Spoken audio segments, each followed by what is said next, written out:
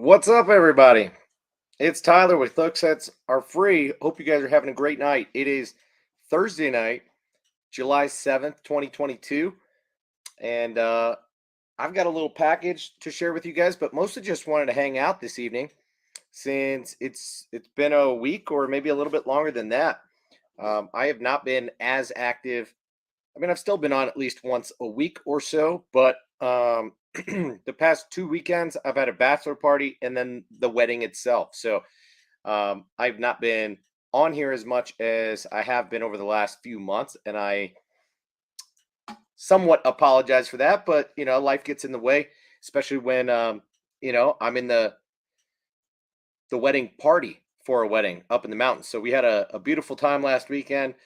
Was able to do a little bit of trout fishing while up there, and then I've been bass fishing twice this week so far. So I'll talk to you guys about that in just a couple of minutes. But looks like we got Matt in here. What's up, dude? How you doing? For all of you who are watching now or on the replay, I'm going to be on tomorrow night, Friday, the 8th of July, on Matt's YouTube channel, South Jersey Fisherman 028. And Matt's got a package to open. And I don't really know what else we're going to talk about, but it should be a good time. So set your calendars for that. And hopefully you guys can all join us. Losing Big Fish. What's up? Dax Marshall. Sup. Bassless Chap. Ron Holly. You need to change your name, my man. Ron told us a couple weeks ago that he got on a couple smallies. So he is no longer bassless, but perhaps nameless. So doesn't really know what to change his name to at the moment. But hope you guys are all doing well tonight. Good to see you guys in here. Daniel T, how you doing? Cheers, guys.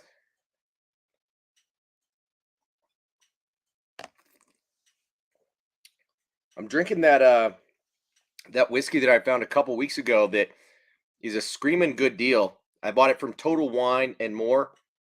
It is called First Call, and super smooth, delicious, and really affordable.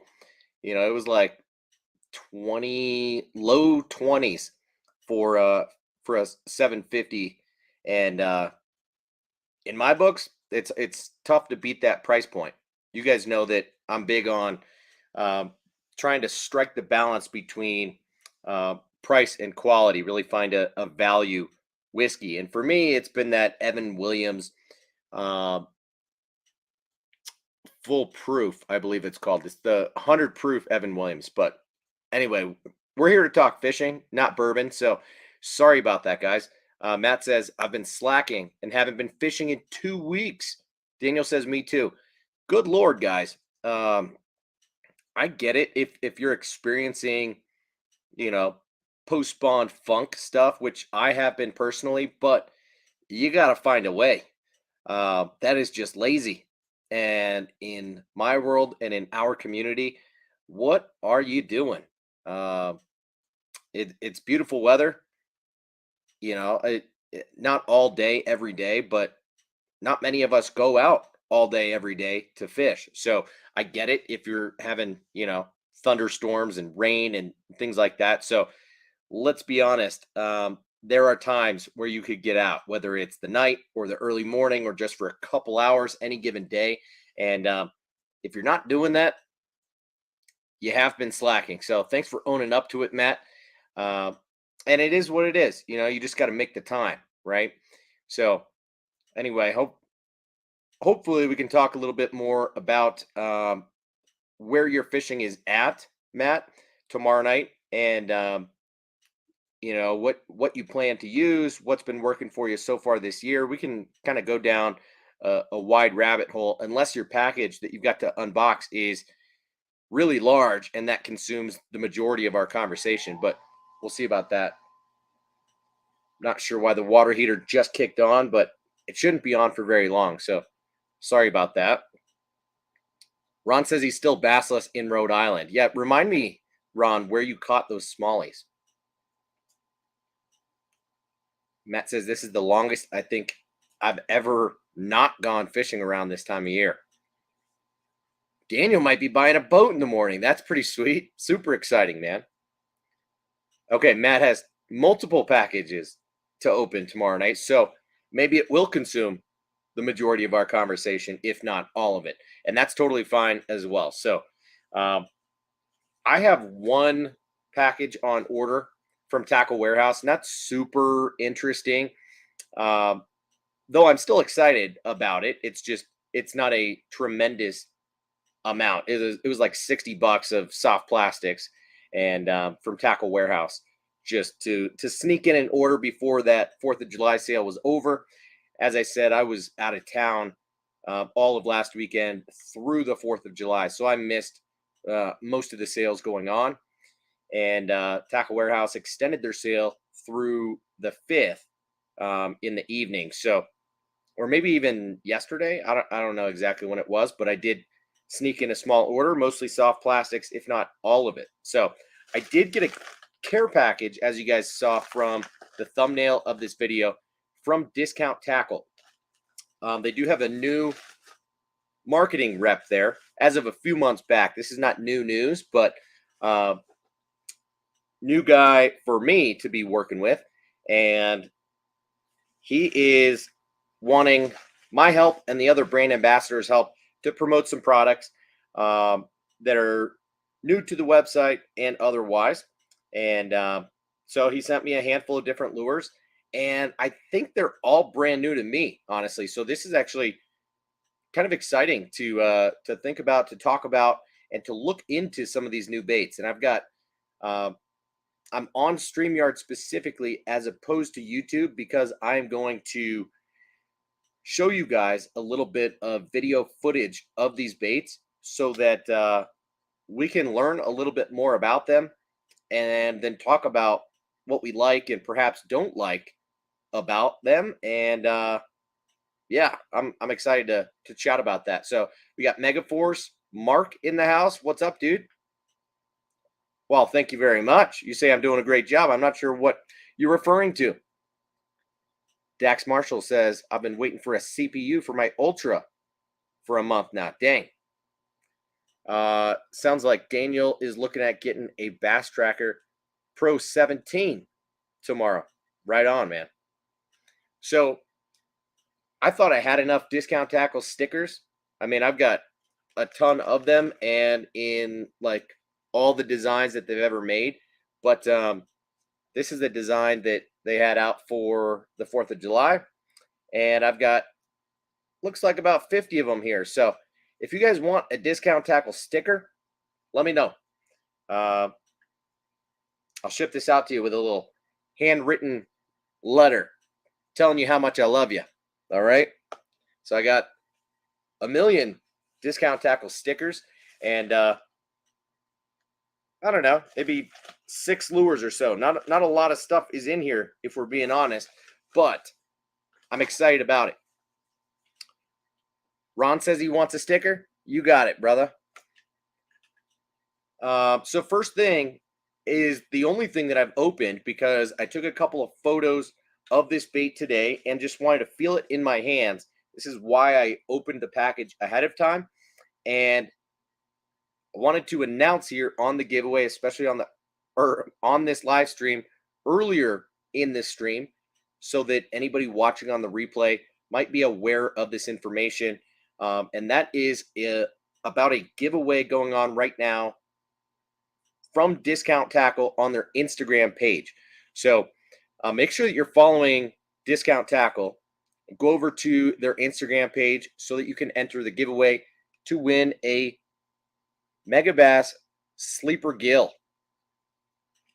This is a brand new lure on the market. It was announced a year ago at ICAST, and it took them almost an entire year to get it out to retailers. So a little bit frustrating that that kind of thing can happen, but it's part of the way that the bass fishing market has been going the last couple of years.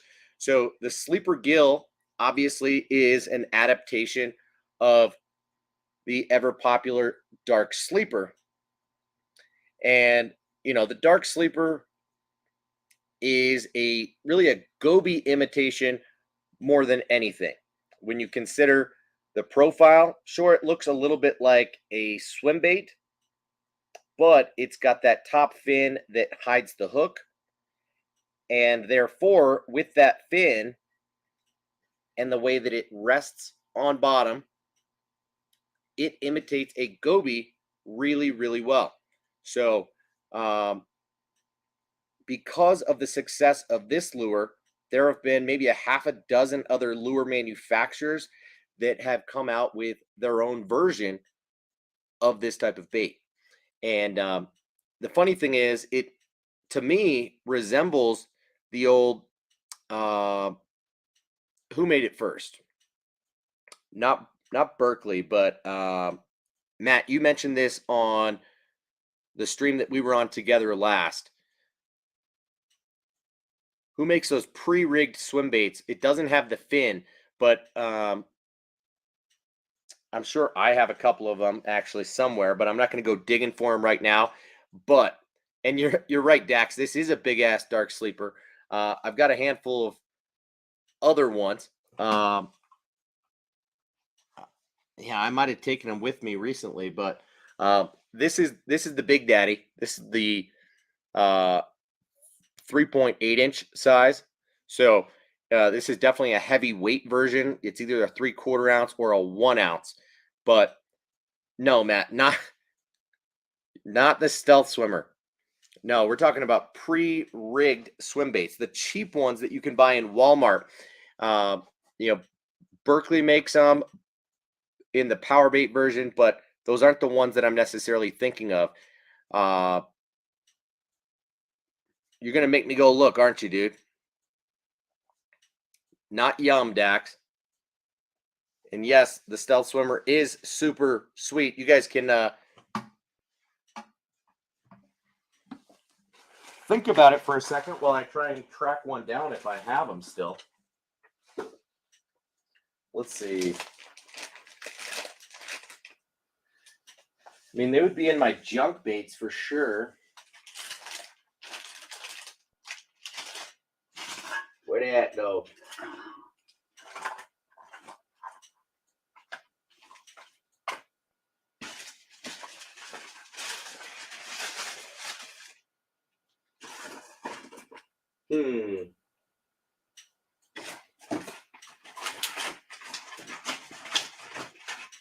I should know what they're called, but it's evading me at the moment. So I think we're just gonna have to hope that one of you guys have figured it out by now, but otherwise,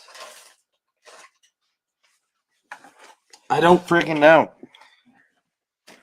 They're in Walmart, and usually Walmart doesn't have a big fishing aisle. It's one aisle, and they're right next to the Berkeley pre-rigged swim baits.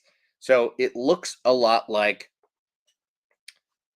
this guy without the fin, right? And they sell them in like packs of 3 or 5 or whatever, and they're stupid cheap. They've got the weight already in the belly. So yeah, the dark sleeper is essentially an adaptation of that bait, and because of its success and what it is known to do, and really being a crossover bait, something that works as really a jig more than a swim bait, but bridges the gap between those because of the way that it rests on bottom. It wants to sit on bottom and be worked slowly or on a hop style retrieve, though you can straight swim them. And so, since the success of that, Megabass released, initially hinted at the fact that they were going to make a sleeper gill and a sleeper craw to work on imitating bluegills and crawfish more than gobies or shad or minnows, that the dark sleeper could perhaps be. Yes, Matt, thank you very much. The Storm Wild Eye Swim Shad. That is the one, dude. So if you guys look up the Wild Eye Swim Shad, it's a lot like these, the dark sleeper essentially. But the sleeper gill is the newest version of the sleeper baits, and it's interesting. Matt showed this bait on a stream just a week or two ago, and I didn't necessarily believe him on the specs. And one of you guys asked recently, um,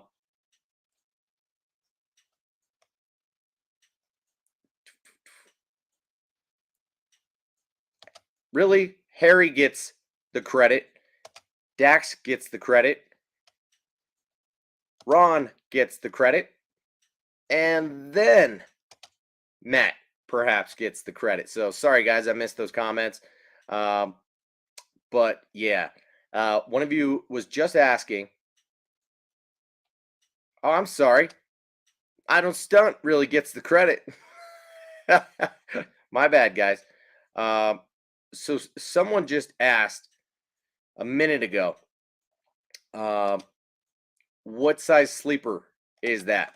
So this dark sleeper is the 3.8 inch, the biggest, but they make three sizes of the dark sleeper. The sleeper gill, on the other hand, only comes in one size, and this is a 3.2 inch, 3/4 ounce bait. So perhaps a little bit heavier than what I prefer, but I'm going to give it a shot. That's for dang sure. Um, Now, the design of this guy is a little bit unique and different from the dark sleeper. So that is something that we should talk about. Daniel T, I don't know. Um, Maybe you said it first. I'll give you the credit too, man. Everybody gets the credit. There's 13 people in here, and at least half of you deserve and get the credit. So all good. John Smith in the house. How you doing tonight, man? So I don't stunt says, why the hell is the tail so big though in comparison to the dark sleeper? That is one of the major things that I was just going to mention. So here's the dark sleeper with its small little tail. And here is the sleeper gill. And I'm going to try and put these right next to each other so you can see that, yes, the tail is significantly bigger, like twice the size. And so on the dark sleeper, you can see that that tail almost doesn't bend over, right? It has just a little bit of action. And on the sleeper gill, that tail bends over and has a whole lot more action.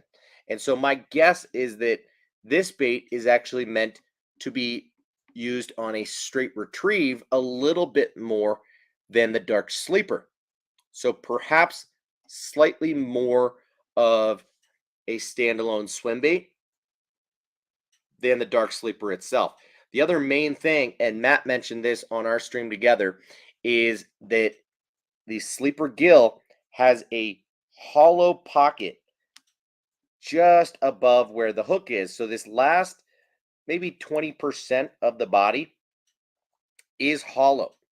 And I think that's to aid in hook set ability.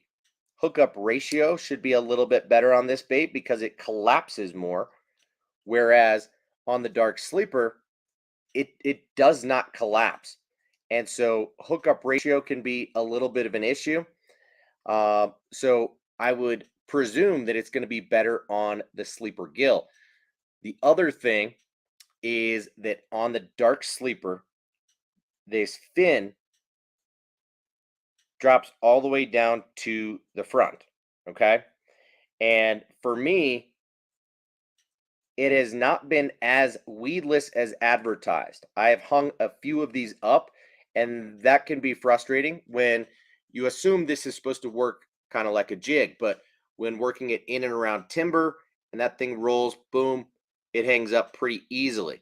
So I've mentioned before that what I do with these guys is actually skin hook one side of the fin so that when I reveal that, you'll see that I've actually, well, I had skin hooked it. So here it's actually tucked into the fin, and all of a sudden this this fin acts like a true weed guard. So then you have to set the hook a bit harder, but you're not going to snag it up nearly as easily. So, cool thing about the sleeper gill is that this fin actually does not extend all the way to the front. The front of the fin is closed. So theoretically, that should eliminate some of these issues with weedlessness and should keep it a bit more weedless than the dark sleeper. So I like that little adjustment that they made there in closing up the front of this fin. However, as someone mentioned a couple minutes ago, maybe it was Daniel, I have also heard about there being some durability issues with this bait and also issues with the fin.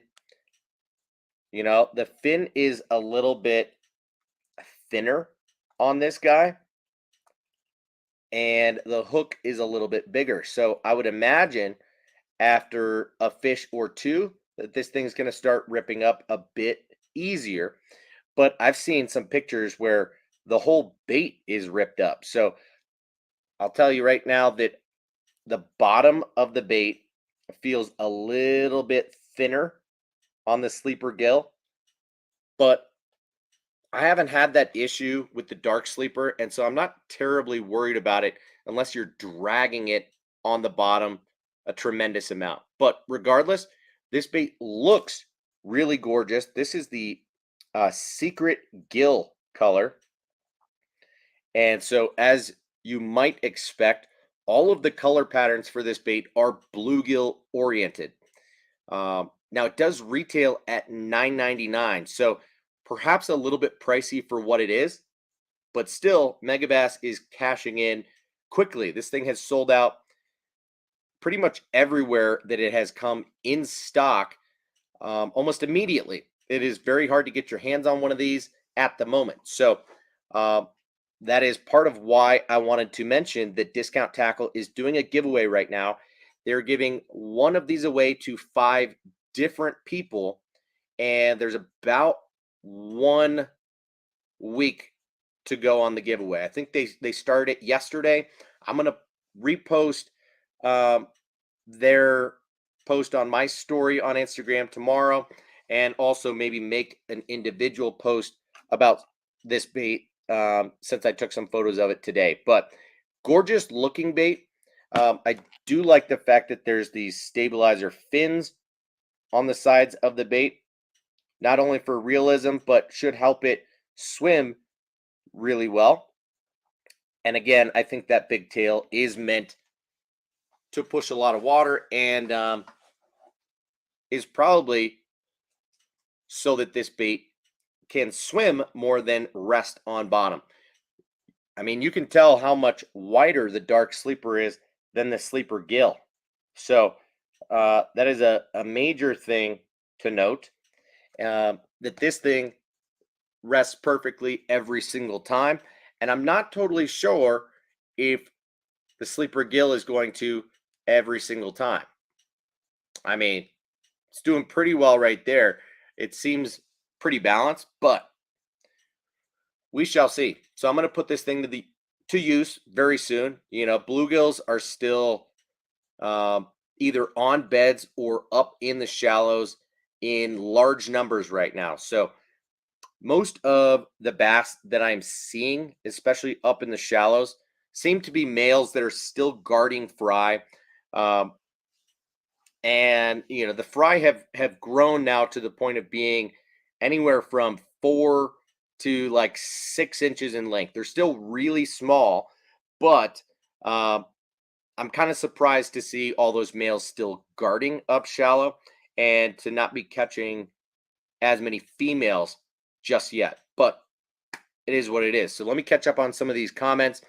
Um, see what you guys are chatting about right now.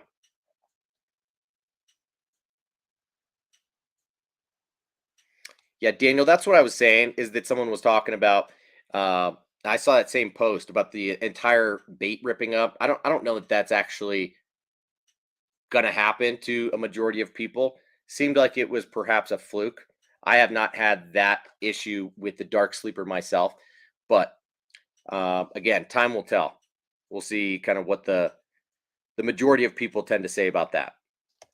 Ron says coat on the sleeper gill. When you say coat, what do you mean? I mean, it seems to be painted just like the dark sleepers. So no, I don't know about a coat. Of course, it is paint, so it is going to wear off relatively quickly. The eyes will probably still come off as easily as on the dark sleeper, but my assumption is that it's going to be a good fish catcher. But as for whether it's worth the price, I really don't know about that. You guys know how much I'm a big fan of like the Savage Gear pulse tail bluegill, and for $5 more, I think it's a much more well-made bait. Of course, I've got it up in my tackle box that I use all the time. So yeah, I don't have it on me, but from a profile standpoint, this guy matches up almost identically to like this live target, sunfish or whatever it's called. Um, and this bait I don't actually love very much because it's got such a subtle tail kick to it. But this Savage Gear pulse tail bluegill, I am a really big fan of. So if you're on the fence, maybe hold off for now, right? I'm not totally sold or jazzed about the price tag on those guys.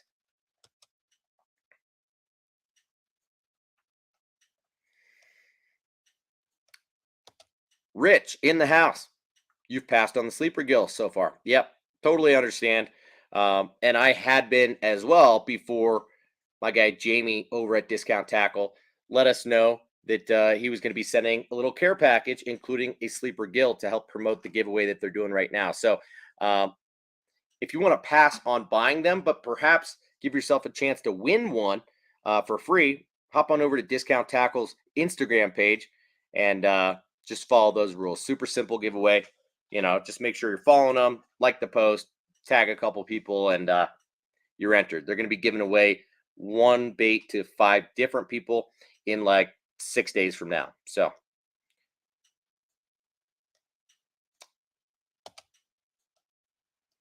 no, the Agent E, I've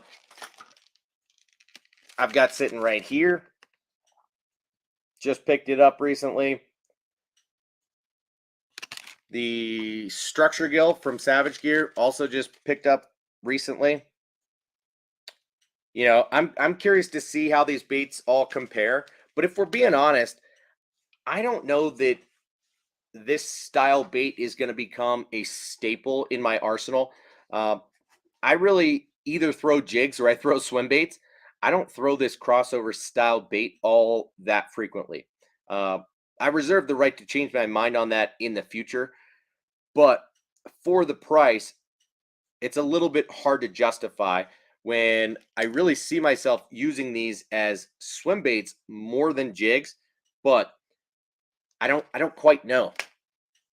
I've had reasonable success on the dark sleeper, but not necessarily to completely sell me on it and make me own a ton of them or fish it all that frequently.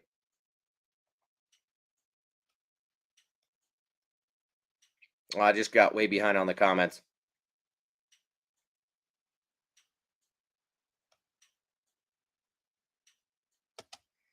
Rich says, caught a couple nice bass today on a bluegill balsa prop bait. Sweet, dude.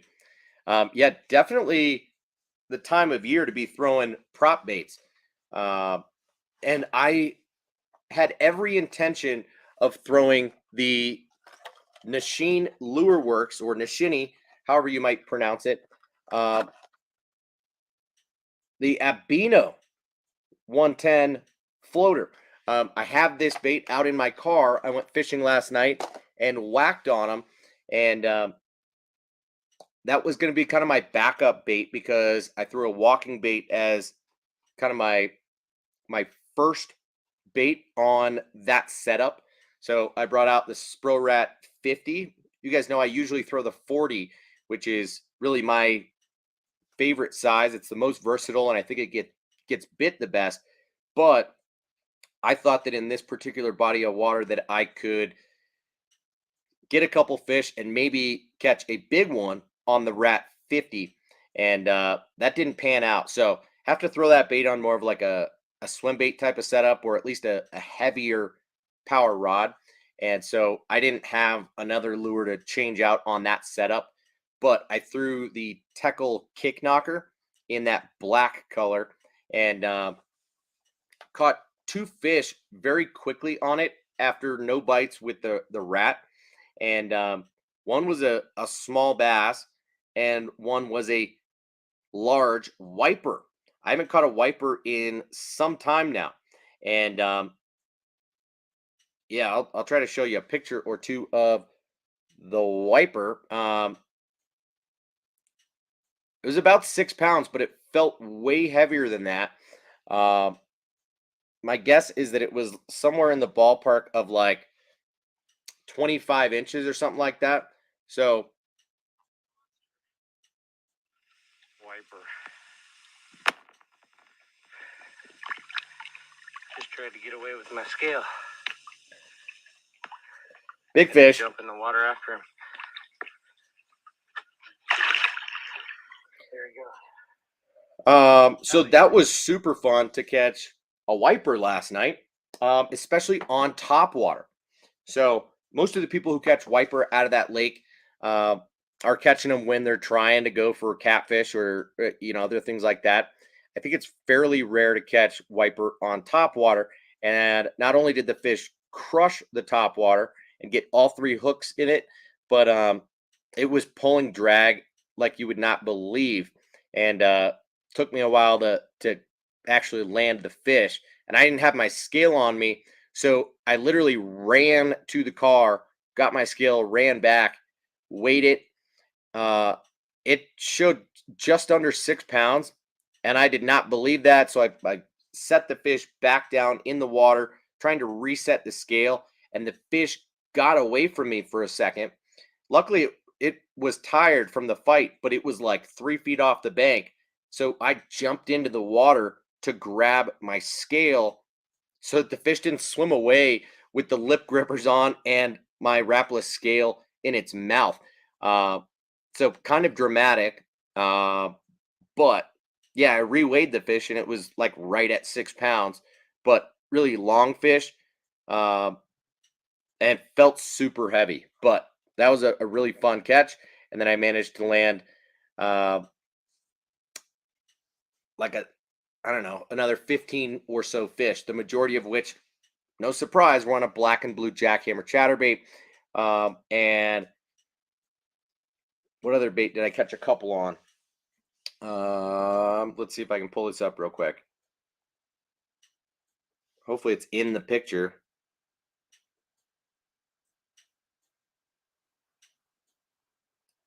Got a million photos from last night because I tried to photograph like every fish that I caught.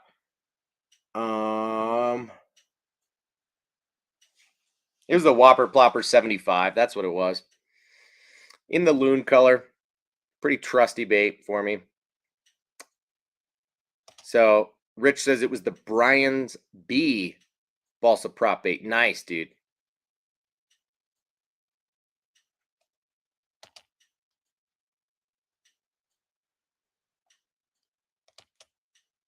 All right, yeah, Ron, it's a $10 bait, dude. That's why I do suggest perhaps holding off until the jury is out, or rather back in. The jury is out right now, but no verdict.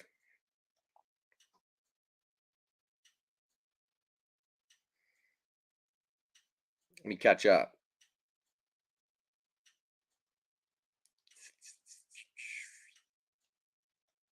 Whoa. Rich appreciates the thoroughness. Okay.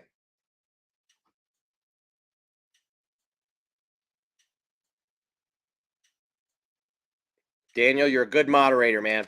You're a good moderator. Rich says he's got a couple dark sleepers, 2 years, and still in the package. Well, you know, we could argue that maybe you're not giving it a fair shake, but I also don't blame you.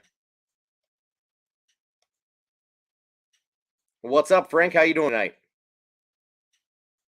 You know, you don't need a remote control to watch this, but I appreciate you putting me on the big screen as you sometimes do. So, makes me a little self-conscious because the size of this bourbon is like half, this is giant in your world right now. But for me, what I'm looking at on my laptop screen is like really small, probably a 4-inch part of my screen.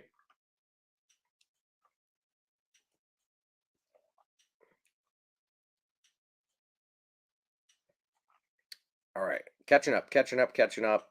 Appreciate y'all.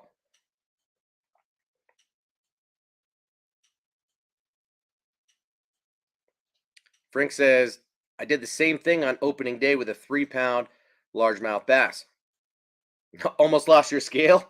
Yeah, that can be dramatic and scary. I just had to jump in the water. I felt more bad for the fish than about losing my scale. Even though it's like what, a $40 or $50 scale, but I really just didn't want this big healthy fish to swim away with lip grippers clamped onto its mouth and carrying around a scale. Um, so yeah, I was just glad that I could grab it and then revive and release the fish properly. And yeah.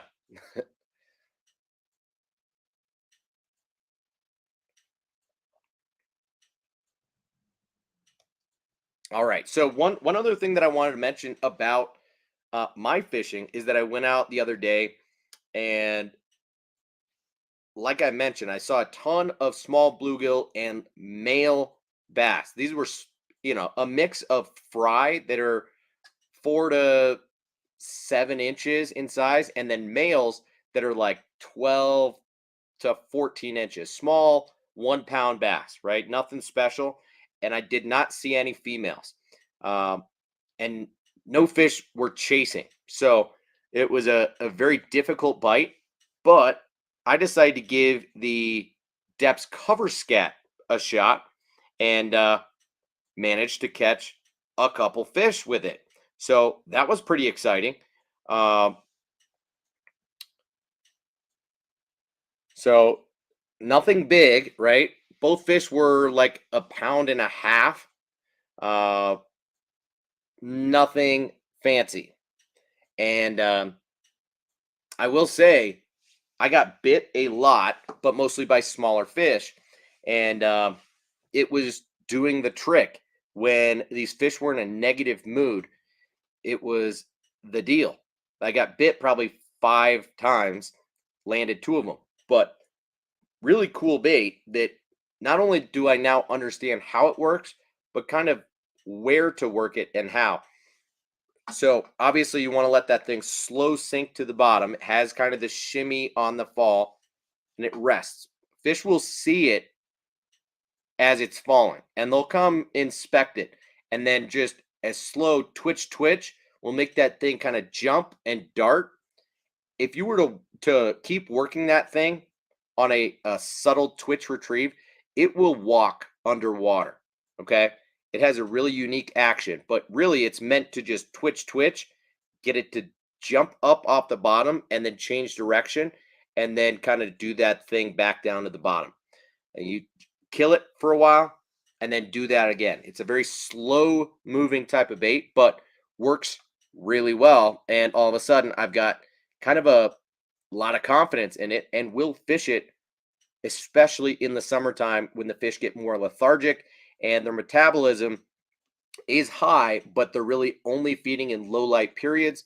And the bite is tough if I'm fishing in the middle of the day, things like that. So, uh, yeah, that cover scat is one that I did not expect to ever get or use or especially be confident in. And now I am. It's kind of like the bellows gill for me last year. It was one that I held off for a couple of years, finally decided to pick it up, and immediately saw some success on. So, pretty happy about that.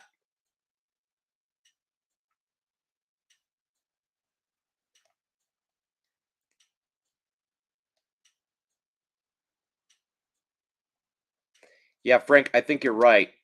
I don't think the fish would have shaken off the lip grippers, and the scale is attached to the lip grippers via keychain. So it wasn't going to happen. So had to land that fish. Dax says, off topic, but what hook are y'all using for that DRT VTS 7?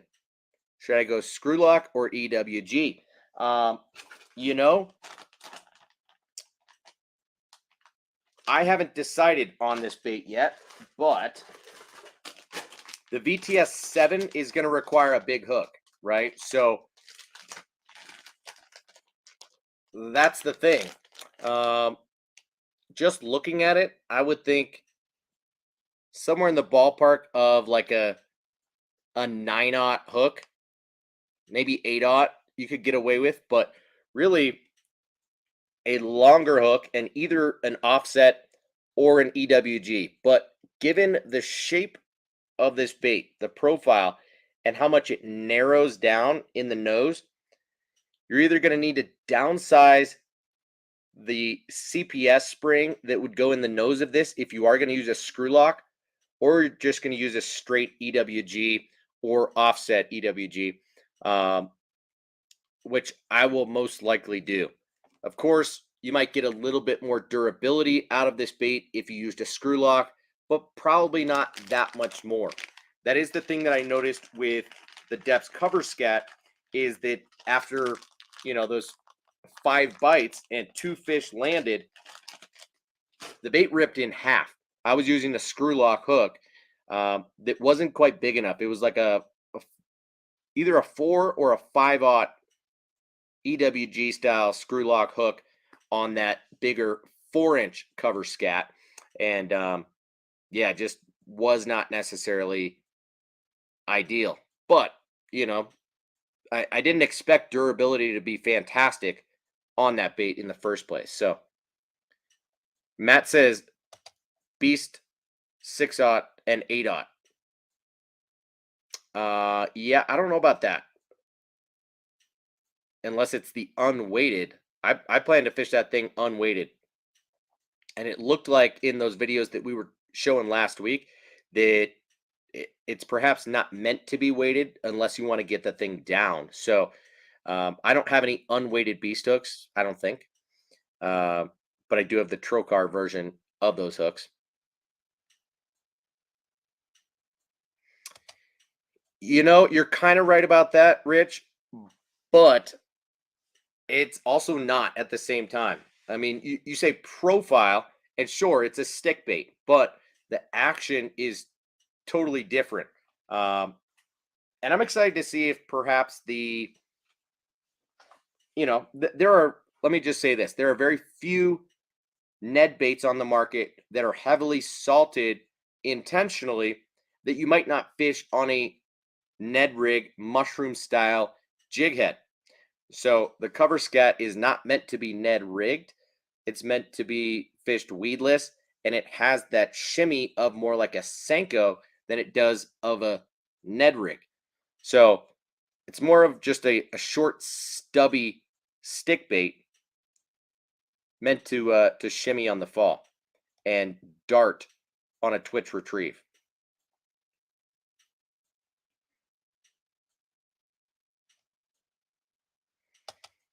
Matt says he used the Namakuji worms more for the bottom of the water. Pretty interesting on how you work it, which it does look like a craw. Interesting to know. Keep us posted on how much you use that bait and how much you like it. But for now, I don't really know what to think about that thing. Frank says, I've been catching fish on the Crazy Flapper since we talked about rigging. Thanks for the input. No problem, dude. Crazy Flapper is a hell of a bait, and that's why I've got a handful of packs of all 3 sizes. It's a confidence bait for me for sure.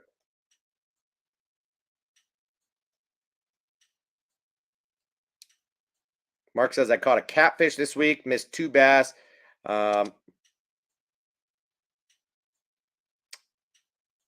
So bass 2, Mark 0. Oh, you missed 2 bass and caught a catfish.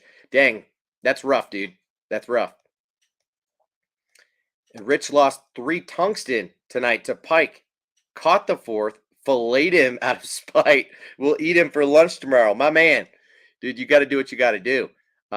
That feels horrible, dude.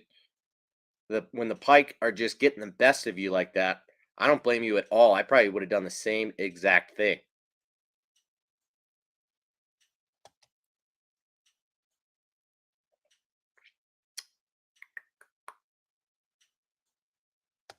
All right, Matt, that's a good idea. Unweighted beast hook. Switch out the CPS spring. I don't know what a Makisasu hook spring is, but it is what it is.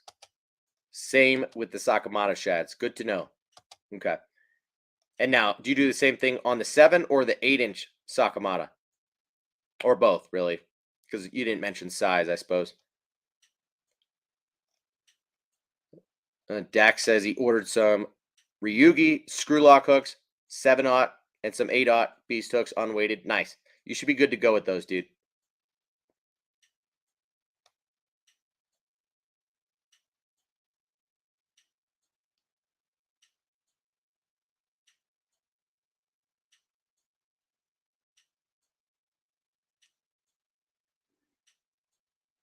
Guggen Slayer says I lost a tungsten jig to a pike last night. Line broke clean from a bite alone, 15-pound tatsu. Yeah, I had a similar issue like a month or 6 weeks ago. I think I mentioned when I went out fishing for pike intentionally and didn't beef up my line or anything. I lost a handful of more expensive baits and regretted it instantly. That place does have some big bass as well, so I wasn't just there to target the pike, but that's where I go if I want to catch pike. And yeah, had an ugly day where they ate a 6-inch mag draft, they ate a jackhammer chatterbait, and one other bait just clean off. It was just one after the other. So super annoying when that happens. I hear you.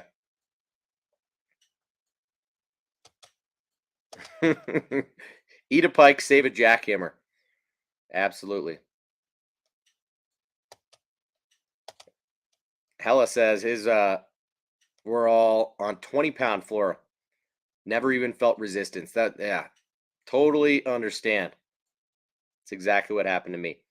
All right, so let me show you what else my guy Jamie at Discount Tackle sent me, because these are all baits that I've never used and I'm not totally sure what to think about. Let's start with the weirder ones, because this might keep Rich on here for a couple extra minutes. Because Rich, I know you like to go to bed early, and it's already getting late. So Nomad Design is a lure manufacturer. Not sure if you guys have heard about them, but they make some baits for freshwater, and they make some baits for saltwater. And I think they're more known for saltwater baits than freshwater. So it's interesting. I think they're out of Europe, perhaps in the UK. No, they're out of Australia. Designed in Australia by Nomad Tackle. Okay, so what I'm going to do is pull these baits up on Discount Tackle and show you what the action of these things look like, because they do seem really intriguing. Unlike pretty much anything else on the market. So, no, I did not get any of the Chug Norris, Ron, but that looks like an interesting popper style bait, though it is more of a popper mixed with a walking bait. This right here is the Maverick in the 90 size. They make this in a couple different sizes. And so this is a 3.5-inch bait and a 1/2 ounce. All of their baits come with BKK stock treble hooks on them, which I have a lot of respect for. These things are super sticky, but check out the profile on this bait. Does that not just scream saltwater to you? I mean, this is technically a top water bait, but really has an interesting action on a straight retrieve. So let me quickly pull this up on Discount Tackle for you and show you guys, because on Discount Tackle, they've got all of the underwater footage of these baits, and it looks pretty intriguing. So let me see if I can do this rapid fast. Share screen, Chrome tab, boom. 3 or 4 different ways you can work them. They've been designed with a cup on the front. Now the cup at the front has a hole in the middle and basically allows air to come out either side of the body. So there's holes coming through the side here and it sort of funnels the air down the side of the body, creates a bit of turbulence, and it just gives it a really, really amazing action actually. So the first way that I really like to use this lure is just a slow little twitch of the rod, and you just get this really nice little walk the dog action across the surface. It's just a very subtle little slow twitch, twitch, twitch sort of deal. The other way that I really like to use it is a sort of a faster, twitchier retrieve. So you can give it a real kind of twitch, twitch, twitch of the rod tip, get it quite fast. It'll skip across the surface a little, grab a bit of air. It'll kind of duck under, swim a little bit, does all sorts of stuff. It's really quite interesting way to work the lure. The other way that you can use it, to cast it out again, is basically you give it a long, slow sweep of the rod. So let it catch a bit of air and then just let it swim under the water. That's not what I was thinking. The last way that I really like to use it sometimes is just as a slow roll. You can just literally wind it in. It's got this kind of crazy wide swimming action. It's very effective.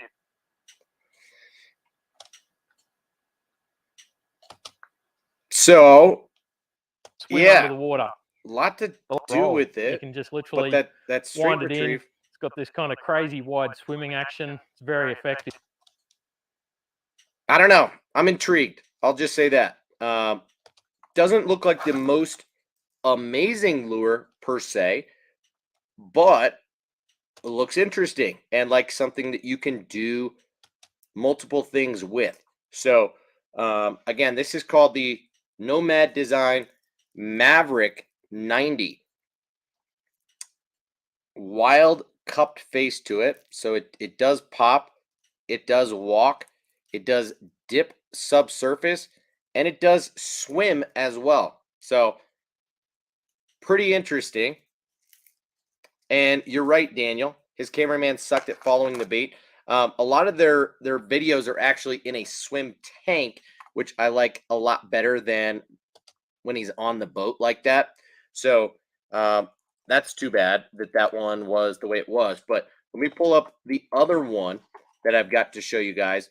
And this is the Nomad Design Swim Trex. So this is their, lipless crankbait. This is their rattle trap, if you will. Now, they make it in a couple sizes. This is their mid size. It's 2 3/4 inches and weighs 3/4 of an ounce. So relatively heavy by traditional standards. And if I'm not careful, I'm going to hook myself in pulling this thing out. And let me just show you from the top. It's got a little bit of a taper to it. Doesn't look like anything out of the ordinary or crazy, right?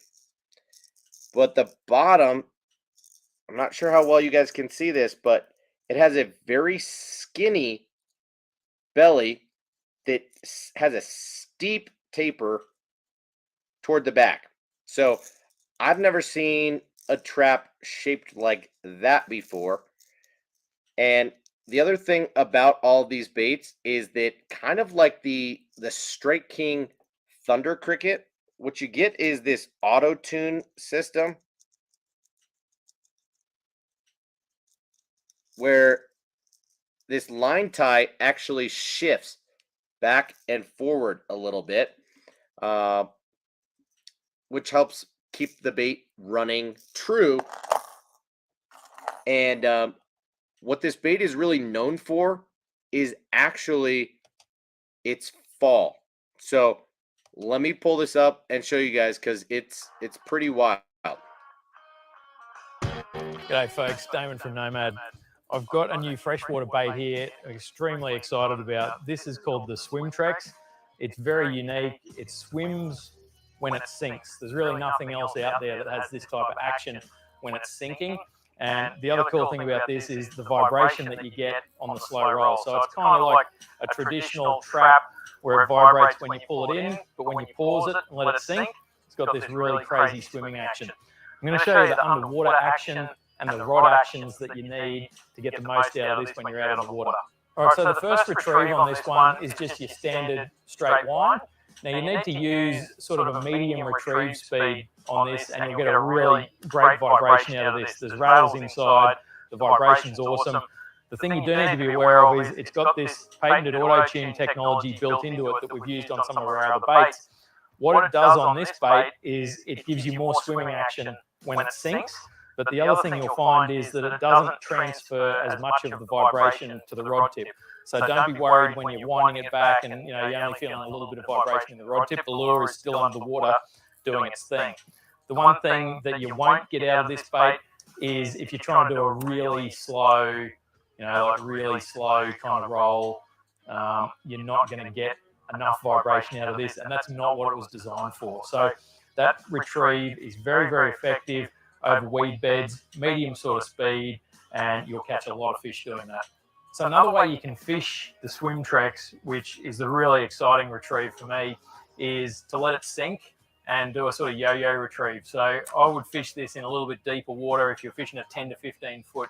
This right here is the deal. You can let it sink and then give it a long lift on the rod. So what's happening is the lure comes up, it's vibrating as it comes up, and then it swims as it goes down. Now, the really cool thing about this is it changes direction. So you can see when you're fishing it, it'll go left. Next time it'll go right. You Sometimes see that? It turns around and swims backwards. It is so erratic, and it just drives fish crazy. So the combination of that vibration when it's lifting and then just the super erratic swimming action, there's really nothing else out there that does the combination of those two things like the swim tracks. So the other way that you can fish it in a little bit shallower water with the same sort of lift and drop is you don't have to give it as long. You just cast it out and you can just do shorter lifts of the rod. So it's effectively the same technique, but you're fishing it in shallower water.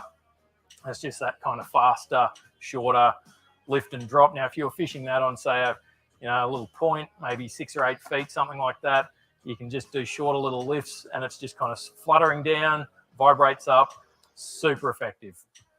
So you can also fish the swim tracks just with a straight wind and a pause. So you can just wind it and stop. When you stop it, it'll swim down and you can just gauge the depth of water for how long you want it to sink. But it's basically just a straight wind and stop, let it swim down. Very effective over sort of shallow weed beds. You can just sort of let it sink down, touch the top of the weeds, and the fish will quite often hit it when it just starts swimming again. The swim tracks is available in 3 sizes, starting at a 1/2 ounce, a 3/4, and a 1 ounce model.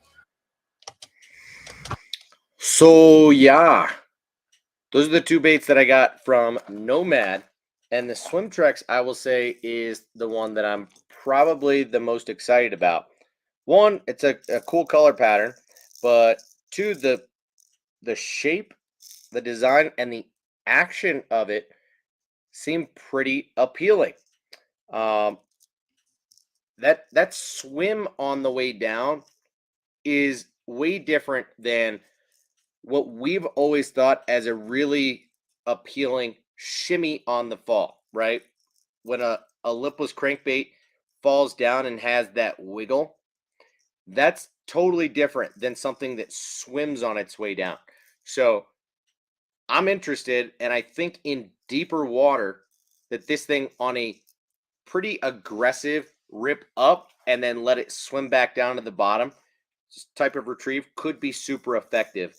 And I'm interested. It's got very high pitch rattles in it, not super loud. And yeah, that auto tune on the line tie here is interesting. The BKK hooks on here are awesome. Paint jobs are solid. So it seems like a quality bait, but I do think these things are somewhere in the like $13 to $15. So definitely not cheap, but interesting nonetheless. And again, this is the Maverick top water bait. Wild looking bait, but seems interesting that you can work it like a popper. you can pull it and it will dive subsurface and come back up, or you can swim it and it will actually have a fairly wide swim to it. So anyway, my guy over at Discount Tackle, Jamie, sent me those two baits from Nomad Bass, and you're going to see me posting about those on Instagram in the next, week or two. And if you are interested, obviously I recommend you check them out at Discount Tackle and use my link as always. John Smith is getting out of here. Got to wake up early tomorrow. All right, John, thanks for stopping by. Have a great rest of your night, dude. And enjoy your day tomorrow. If you're available tomorrow night, join us on Matt's channel. We're going to do a couple unboxings of some stuff he picked up for the 4th of July sales, presumably at the Hookup Tackle, but I'm not quite sure.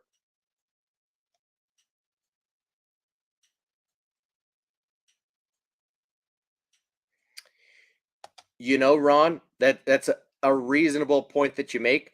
I also hope that the action appeals to bass as much as it does to us, if not more. Because we are suckers for that, right? In this day and age, bass fishing is as much about appealing to the fisherman as it is the fish. But as we all know, fish do respond to things that they haven't seen before, and they can get conditioned to things that they've seen before or things that they've been caught on before. So, yeah, I'll keep you posted.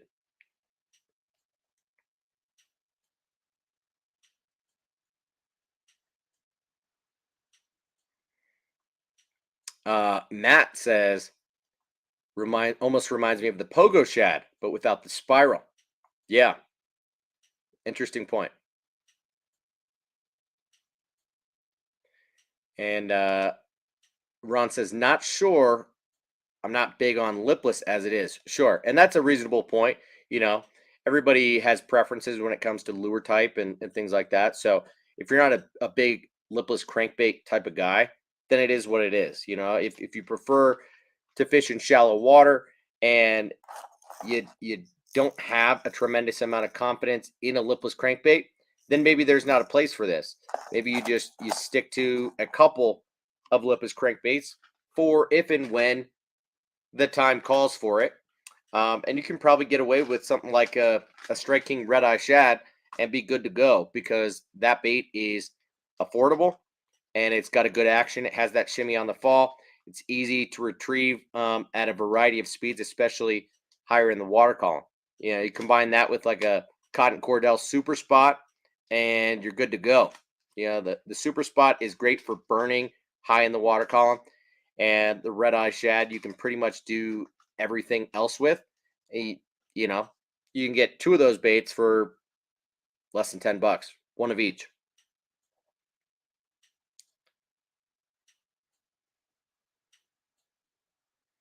And Matt, you're right. That $12, $13, $15 is nothing compared to their saltwater baits that are very expensive. Yeah, well, their saltwater baits are giant, right? So what do you expect?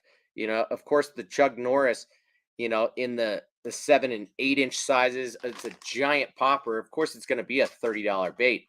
But they do make the Chug Norris, I think, in a smaller size, which is an interesting popper. It's got that very large cupped mouth, and then it tapers down, gets really small in the neck, and then a little bit wider in the body, but it's got that really huge cupped face. So I may or may not check out some of the other baits from Nomad in their freshwater and their bass lineup, because they're definitely interesting. You can tell that they're designed elsewhere because they don't really resemble anything that is common here in the US, other than like, a lipless crankbait, a shallow diving square bill crankbait, things like that.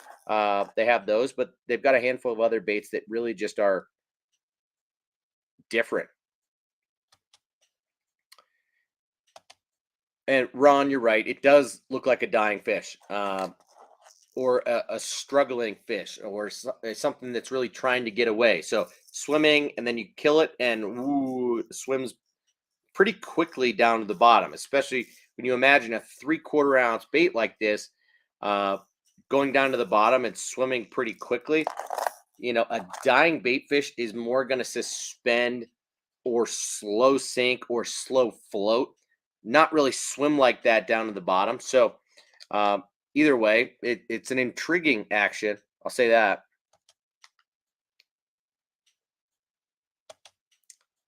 Daniel wonders what the markup is on big saltwater baits or on any bait, really. Tough to say. I don't know. I'm not in the bait making business. I would imagine that it's enough to allow companies to get by, but I don't know if this is as much as in other industries, right? Could only be 20 or 30%, or it could be over 50%. I have no idea.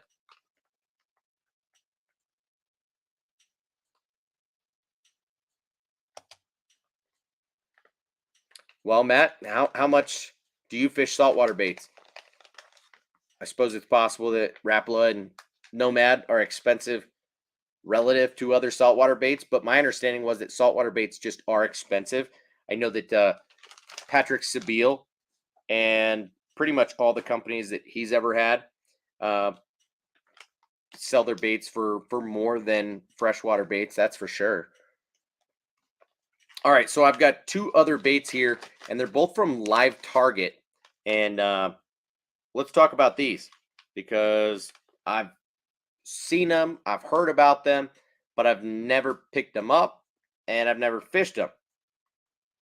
That said, I've been interested or intrigued by them, but not enough to actually pick them up. So now I'll have an opportunity to try them out and let you guys know my honest opinion on them. So this right here is the Live Target Freestyle Frog, which as you can see is a 3.5-inch bait. So 90 millimeters long, comes 2 in a pack, has a very realistic looking head and body to it, but this wild looking double grub type of tail. So you're going to get a lot of kicking action, and these tails actually are really thick. You know, not as thick at the beginning part of the tail, but then as you get to the end of it, it's really thick. So my guess is that that's going to kick a lot of water. These are oriented up toward the body. Okay. So my guess is that this is going to put out a lot of vibration. Now, look at the realism in the design of the head and the body of this bait. Now, this is a solid soft plastic bait, but it does have 2 holes running through the bait. Let me see if I can show you this.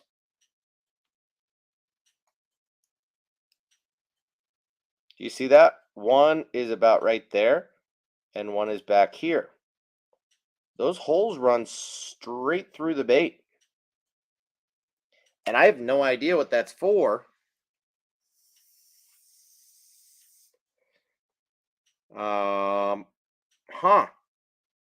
Maybe it just helps the bait run more true or something like that.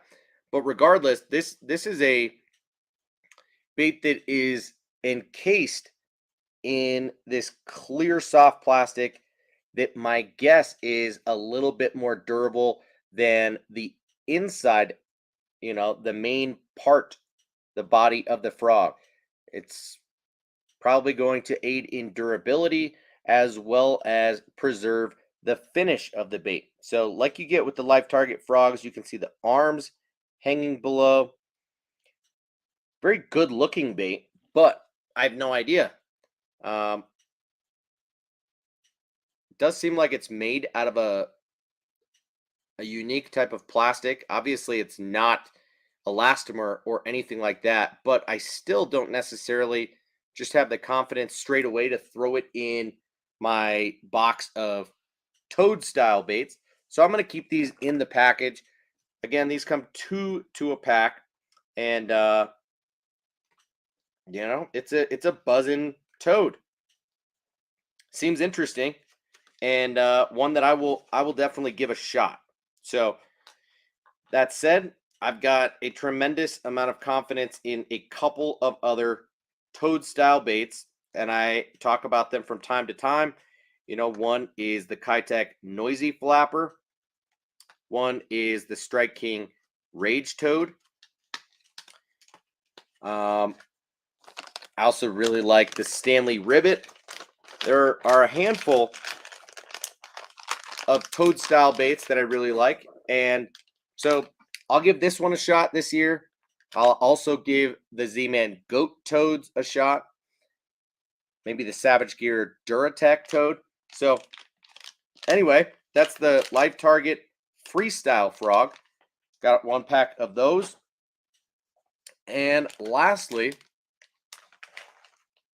let me catch up on the comments first, and then we'll move on to the very last thing, because you guys are flying.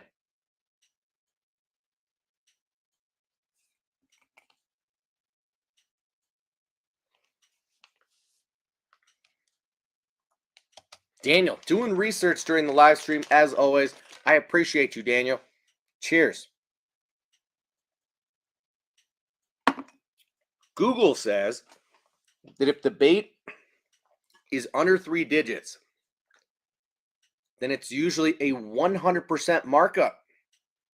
If the bait is over $100, so under 4 digits, then it's usually a 50 to 100% markup. Wow.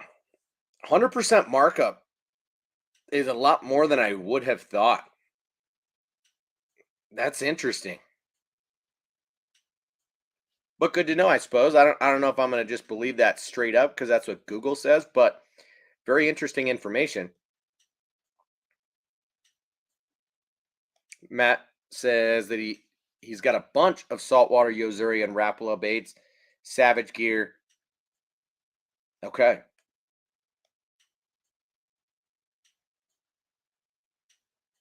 Yeah, Daniel, it's not really an air pocket so much as like a super thin hole that maybe you could slide some skirting material through or put some scent into the middle of the bait or something like that. My guess is that it aids in how the bait runs or something like that, but I really don't know what those holes in the middle of the Freestyle Frog are for. Just an observation that I had no idea existed until I was showing you guys the bait, and then I see the holes and realized it ran straight through the side of the bait, but really small holes. Frank says they're speed holes. And yeah, Matt, they definitely look durable, but of course you're going to have to rig them, you know, on an EWG style hook, or perhaps on the back of a buzz bait could work, depending on what the action is like, but they do look durable, that's for sure.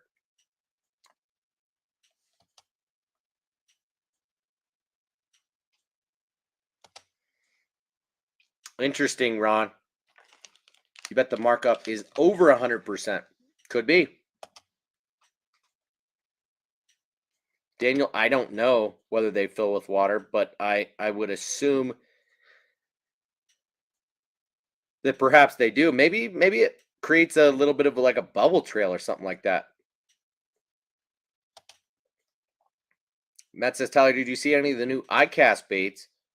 If so, you see anything you liked? I think those new Black Label Balsa cranks look sweet. Want to try that wobbler crank? No, I haven't really seen much. Haven't been keeping my eye on that very much yet. I know I've seen a handful of things, but nothing that like really jumps out at me. I mean, I like the fact that Z-Man is putting out some, you know, micro-sized plastics that will be awesome for panfish. Good for ice fishing. They're really just like they're gonna make a new mushroom style jig head, the micro finesse shrooms jig head, and like 5 different soft plastics that will go on that jig head.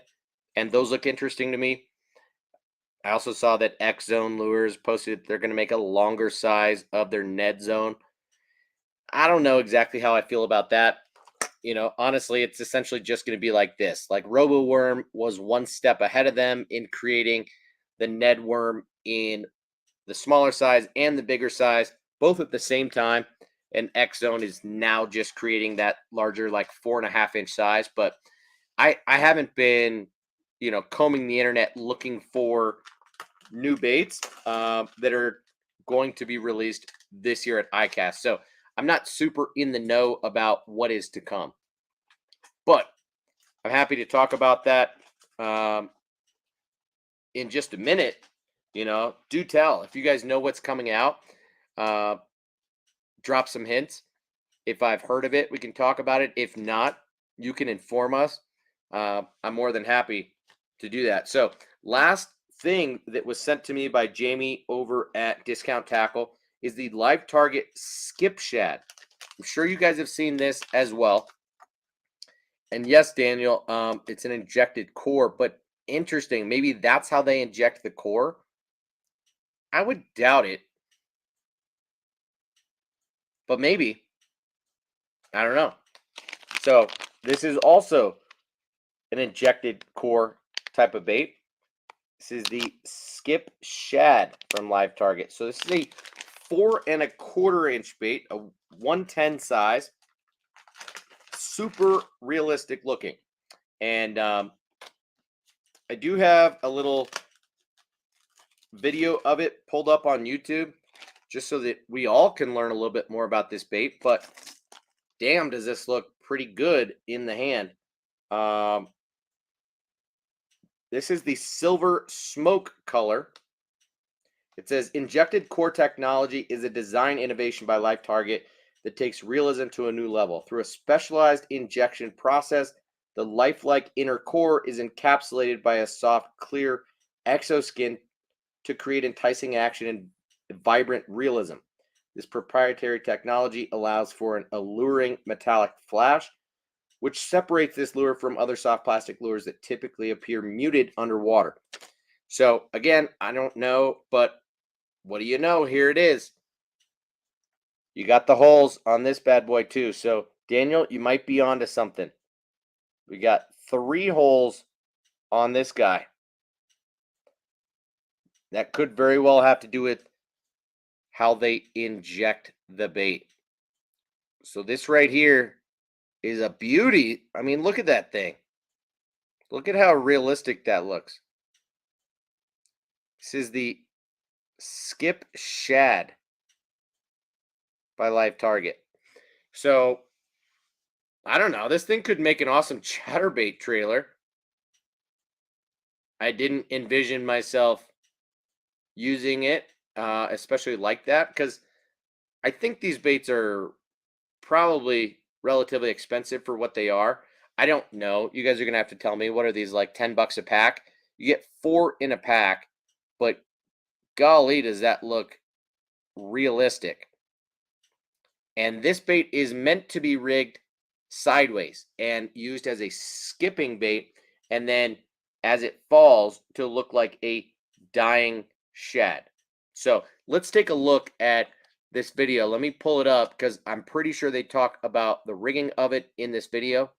And I think that would be useful for us to all kind of understand what this bait is designed to do. So I guess I got to pull it up first.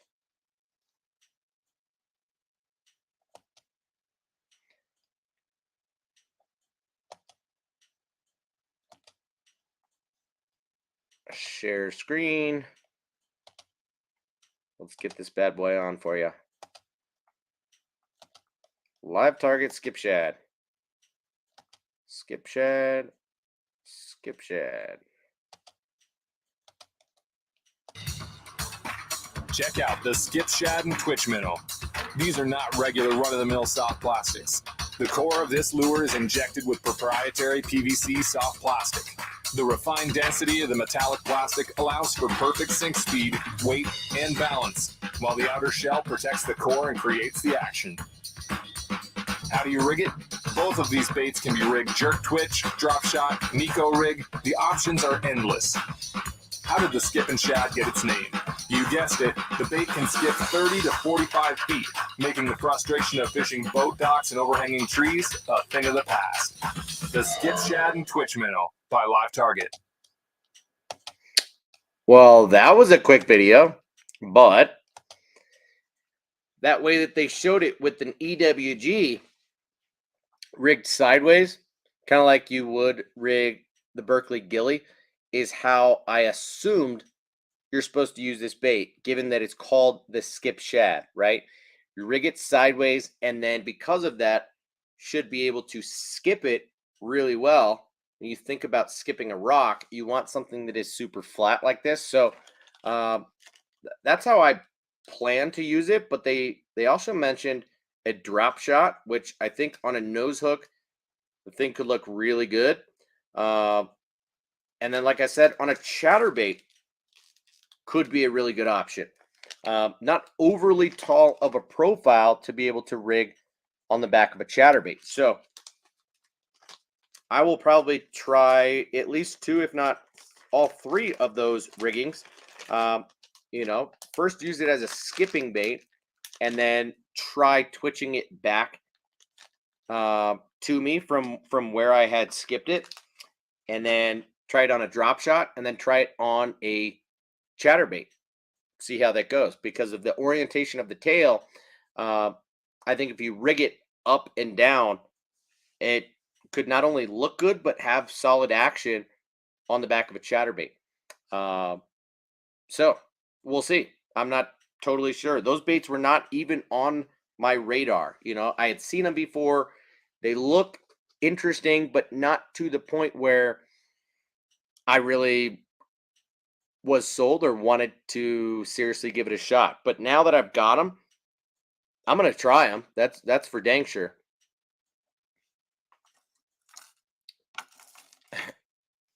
Ron, what are you talking about? Slobber knocker.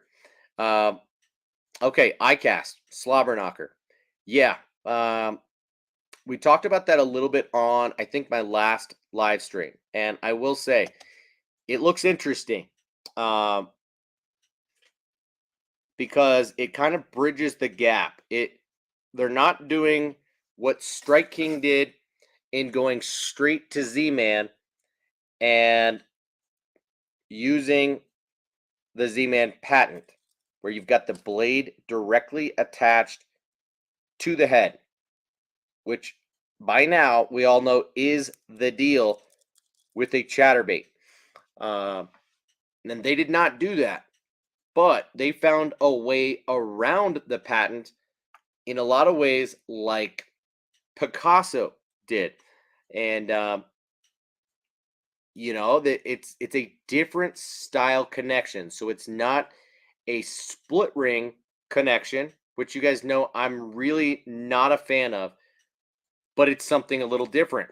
And the people who are sponsored by Berkeley, so far it's mostly been Edwin Evers and Alex Rudd on YouTube that have been hyping it up, and it looks interesting. Will I try it? Yes. Do I expect it to immediately work into my rotation? No. Because listen, here's the thing. I fished the Picasso shock blade both times I went out this week, and 0 bites on it. So including last night, it stayed tied on from a couple days ago. It's what was tied on last night. So I literally went out there. I threw the big rat, I threw the walking bait, and I threw the whopper plopper 75 on my first spot. Nothing on the rat. 2 quick fish, including that big wiper on the Teco kick knocker on the walking bait, and then nothing on the whopper plopper 75. That was spot number 1, and I was close to the car. So I ran back to the car, put the rat away, and grabbed 2 more rods. And so on one, I had the Gancraft bariki shad, which I do want to continue to throw and develop some confidence in. But I didn't get a single bite on it last night and was a little disappointed by that. And the other rod had the Picasso shock blade on it. And I think it's the Shock Blade Pro. It's the weedless one with that titanium weed guard on it. I've talked about a handful of times. I don't know if I've got a second color of it sitting right here. But I really like the weed guard on it, but I don't know. It puts off a lot of thump. It rides really high in the water column. But it's a different thump. And for some reason, it didn't do the trick for the fish. I did not get bites on the shock blade at all, either time. And so literally, before I kept running down the bank and going from spot to spot, I probably fished 6 different spots last night. And in between spots 1 and 2, my confidence immediately dropped because I've got so much confidence in the jackhammer that I know it'll catch them, especially when the fish are there but not biting very well. I threw the shock blade and did not get bit right away. I went straight back to the car another time and just swapped out the shock blade for a jackhammer. Went back, tied that on that rod, and guess what? Got bit right away. Caught 2 fish there before I moved to spot number 2. So I don't know what it is, but the jackhammer for me is number 1 by a long shot. The Thunder Cricket is number 2 for me, and surprisingly, kind of by a while. But it's interesting how, for me, the jackhammer probably makes up 80% of my chatterbait usage. The Thunder Cricket probably 10%, and then everything else fills that last 10%. So a lot of different baits that probably each get 1 or 2% of my usage in the chatterbait space. So yeah, the slobber knocker has to do a lot to impress me. I will say that, Ron. And it looks interesting because of the connection. But just because Alex Rudd and Edwin Evers and guys who are paid by Berkeley are talking it up doesn't mean that like I'm jacked up about it, because I can see that it's a different style connection, which seems interesting, but might not be all that awesome. We will see.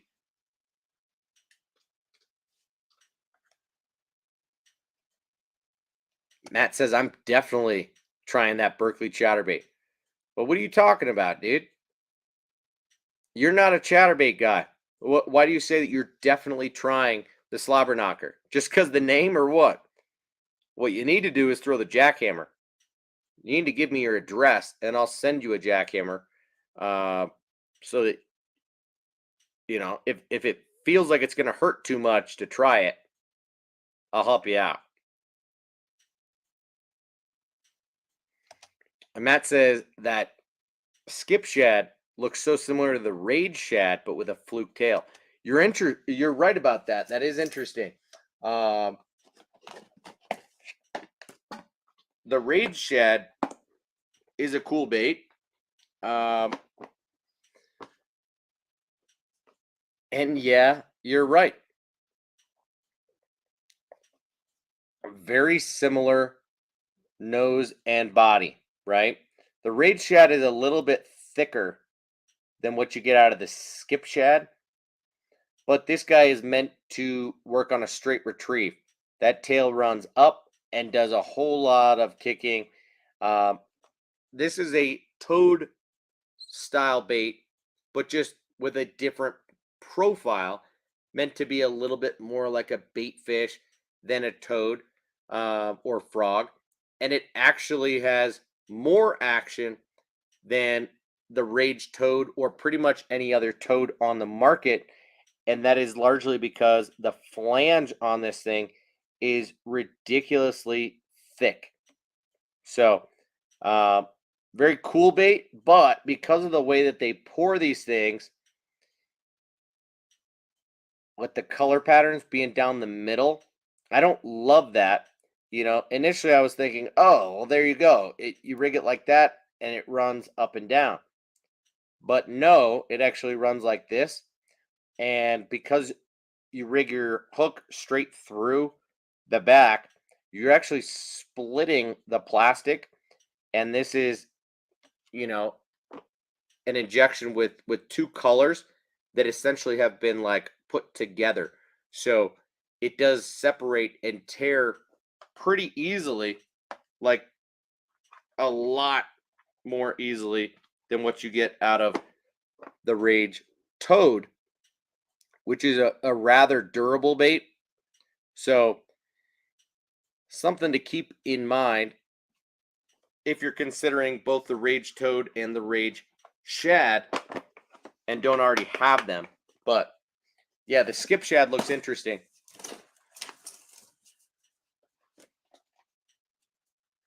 Daniel says, I'll donate for shipping if you're sending Matt a jackhammer. Well, I appreciate that. And yes, I'm sending Matt a jackhammer. He needs to go down the rabbit hole that is chatterbaits. Because I know that I said a month or two ago that I would send Matt a jackhammer stealth blade. So I'll just send him one of each. And that way he can at least know what's what. But something tells me that if he fishes the jackhammer correctly, that he's going to go down that rabbit hole and probably buy himself a handful of them. Because when you consider the fact that you're spending $20 per crankbait regularly from the hookup and you don't have any jackhammer chatterbaits, that's a problem, dude. You're going to need to get on it pretty quickly. You've known for a while now that the jackhammer chatterbait is the bait that I catch the most fish on, and kind of by a long shot. And not because I spend that much more time fishing it, but because the fish just eat it so well. And this is like the third or fourth year in a row that that's happened. So it's not like they're getting super conditioned to it or anything like that. Whereas I've definitely noticed that with the Whopper Plopper, is that the fish aren't eating a plopper nearly like they used to a handful of years ago. Matt says, I'm really interested in the design of the slobber knocker. I'll send you an address on Instagram. We could trade, send first class. That's what, never have any issues. Yeah, whatever's good, man.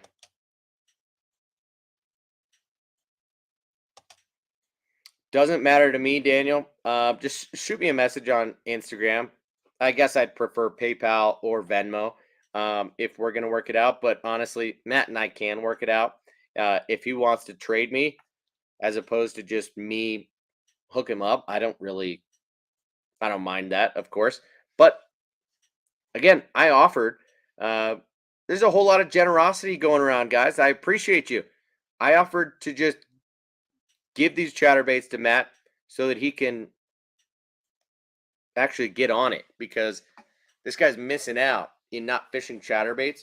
So I just want to do right in helping him discover the chatterbait, and especially the jackhammer. I was really surprised to hear that Debo had been a chatterbait fisherman and had a lot of confidence in a chatterbait, but not until hadn't tried the jackhammer until this year. And now he's using it and he's catching a lot of fish on it. I think he said that so far it's his like biggest producing bait so far this year. So Matt needs to try him, and I want to hook him up. So the fact that he's willing to trade me and you're willing to donate to chip in on shipping is all awesome. So appreciate you guys a lot.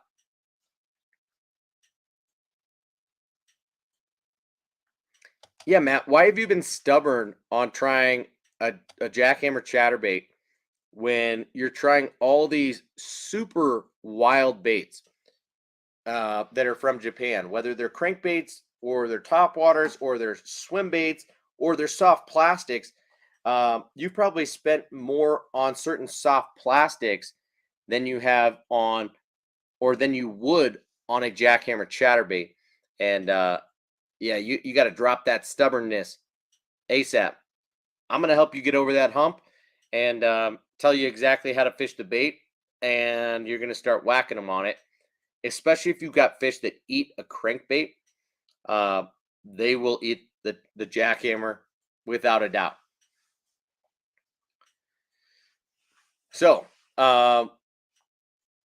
we're done with the unboxing. We've been on for an hour and 35 minutes. I'm on my second glass of whiskey. Let's open it up. What else do you guys know is coming out at ICAST this year? Frank says, Matt is bougie. The jackhammer isn't pricey enough. That right there is funny. Yeah, there's not a lot of bladed jigs that are more expensive than a jackhammer, though, if we're being honest. There's a couple of Japanese ones, but not much more. You know, I rarely flash this bait, but I'll flash it right now. If you can find this, you know, I only paid $2 more for the Tranquil than you would ordinarily pay for a jackhammer. Although these days you can get a jackhammer for, you know, less than full retail if you shop right. The Teckle Blade Walker is still less than a jackhammer, but I know that Imakatsu and a handful of other brands do make their own JDM bladed jigs, but even still, they're only right in that like $20 price point. So, yeah, Matt, we definitely all know that you're addicted to JDM stuff. No doubt about it. Bougie like Applebee's on a date night. G-Fon, what's up, dude? Cheers to you as well, man. This one right here is the nicer pour. You know, I had to upgrade from glass number 1 to glass number 2. This guy right here is the 1792 full proof. Super hot and super delicious.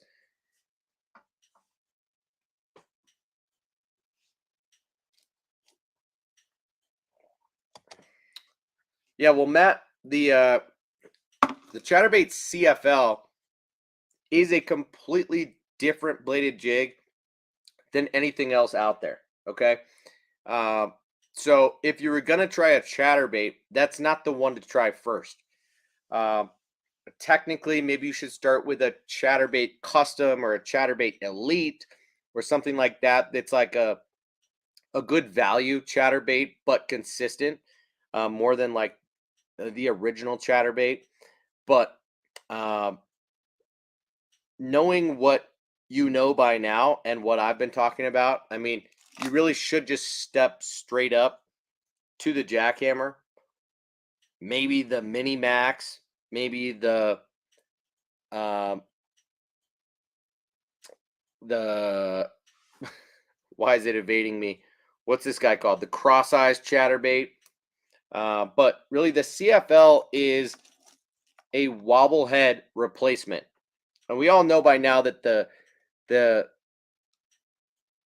wobble head is a deep diving crankbait alternative. So the CFL just puts a wobble head on steroids and gives the fish a different look and a different vibration than what they get in either a crankbait or a wobble head. And that's where the CFL comes into play. But it's not like a traditional chatterbait by any means.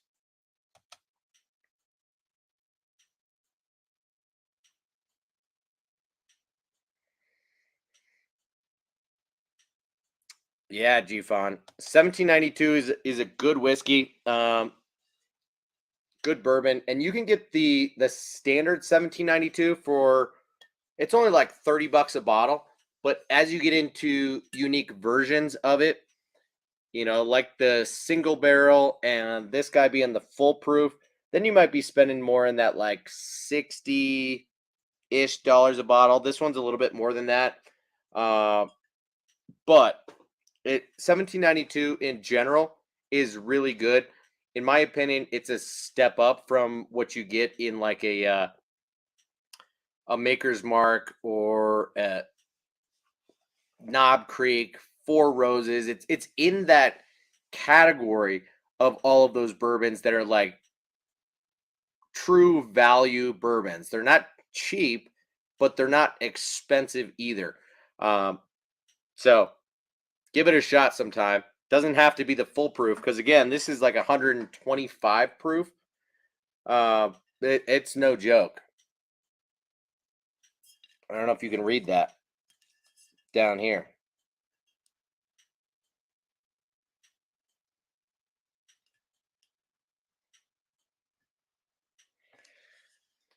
(62.5% alcohol. That's pretty spicy.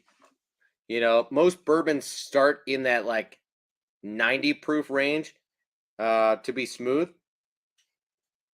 Once you get over 100, it tends to be pretty hot, or at least noticeable. North of 110, and yeah, it's burning. But a full proof 125 is a hot bourbon for sure.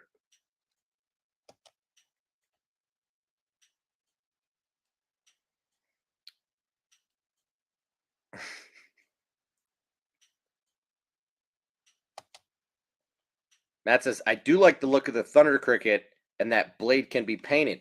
Well, the blade is painted on the jackhammers too, dude. I mean, don't get it twisted. The Thunder Cricket got everything they know from the jackhammer. It's just only like half of the colors out there on the jackhammer are painted. So, like on the green pumpkin, you get a green pumpkin blade. Green pumpkin black flake. Same deal on the Bee Height Delight. You get that green pumpkin blade. Same deal on the green pumpkin Shad. You get a green pumpkin blade. And then, you know, like the Brett's Bluegill, you get a gold blade. And on a lot of the Shad patterns, you get a silver blade. But then on black and blue, you get a straight black blade. I do have a lot of confidence in that.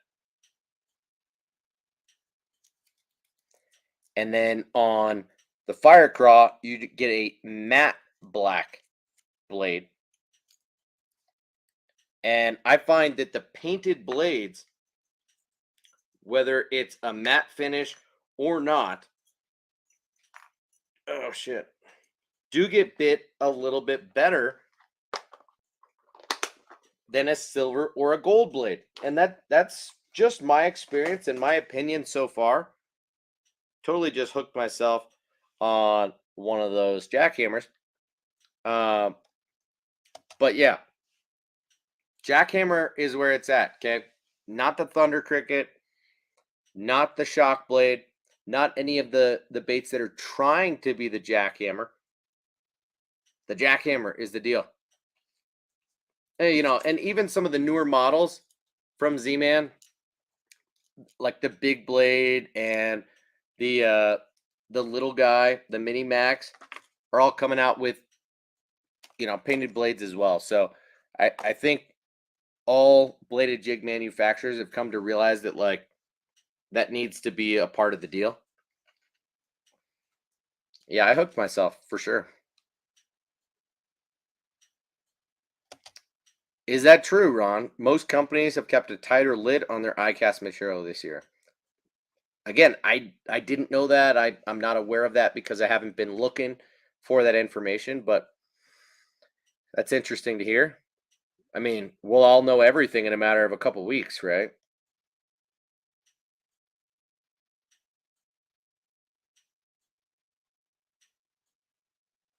Yeah, the Primal Vibe from Fish Head, Daniel. That's a good question, dude. Let me take a look. That right there is a good question. And I wish I had a queen tackle switchblade on me handy to be able to just show you whether or not you could do that. Sadly, the answer is no.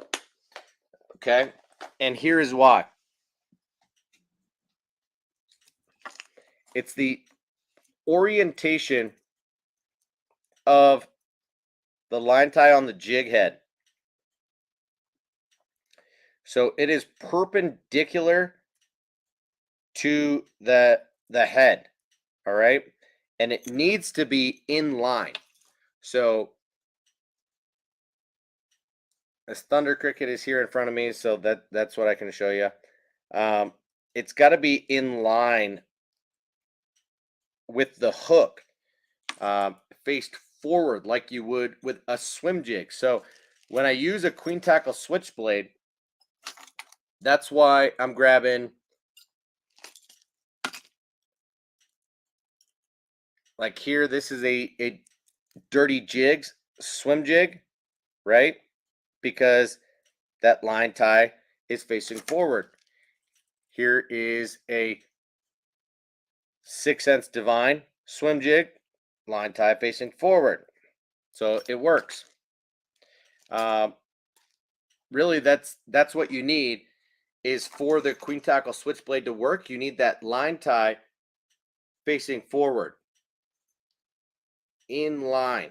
It's got to be a 90-degree, and this guy right here is perpendicular. That's 0, which is why the split ring allows for that blade to attach. So sadly, no. Would be nice, but no. G-Font says, on average, how many lure and color changes do you make before you're dialed in? And how often are you changing? That's a good question.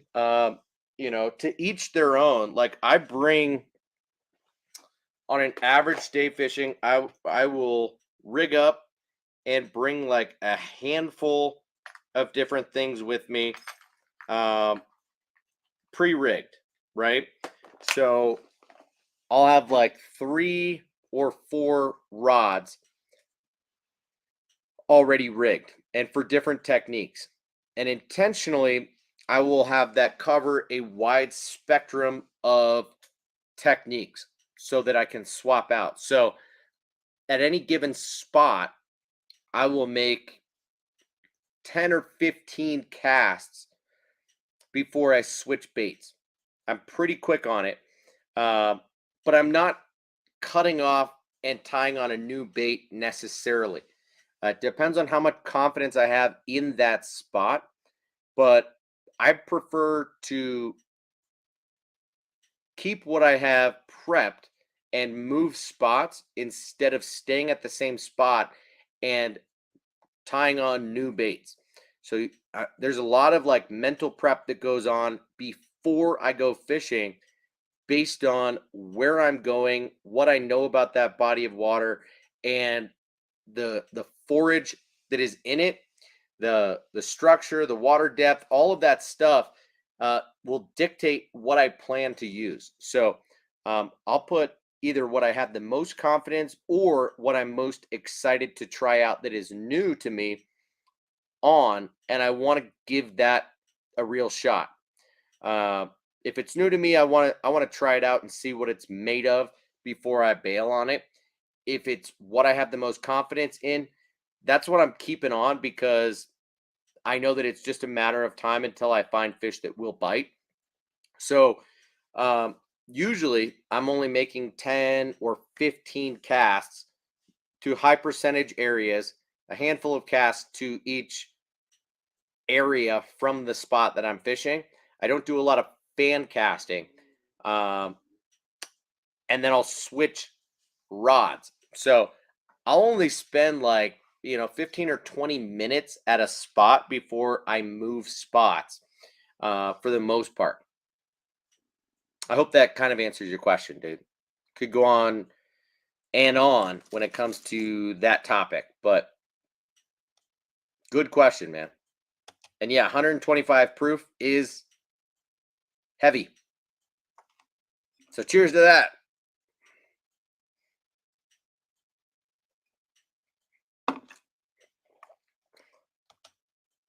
Matt says he likes the matte black. Matter black. Yeah, you're right. Black Lives Matter. Yeah, matte black blade is cool for sure.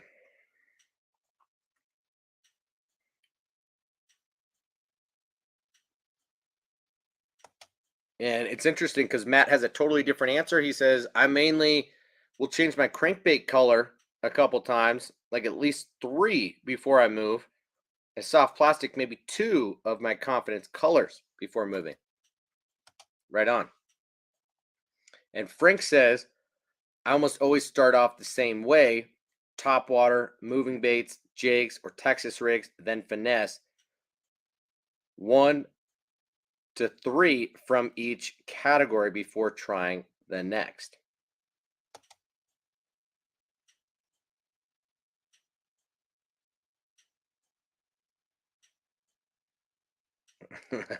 And I'm absolutely with you, Frank. Sometimes I force feed them what I feel like fishing. And you're right, that has about a 50-50 chance of being a bad day.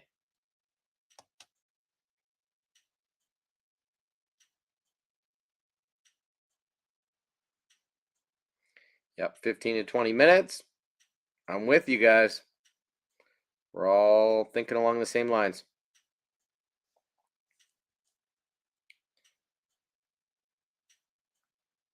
Two swim bait rods, 1 crankbait rod, 1 jig rod is what Matt brings most of the time. Start with bigger baits first and then go small. That's a good strategy. Try and find the most aggressive fish first and then narrow down to, getting all fish or more inactive fish to bite once you've kind of weeded out those more aggressive or larger fish first. So I'm absolutely with you.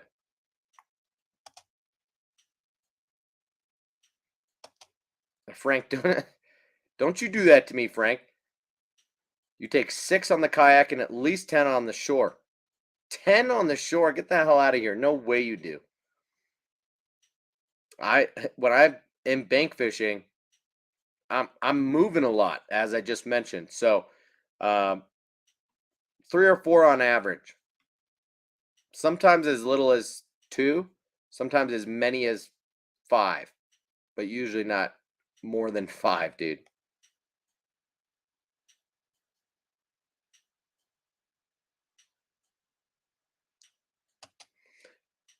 Yeah, Daniel, it's called foolproof for a reason because it's not watered down at all. This is straight out of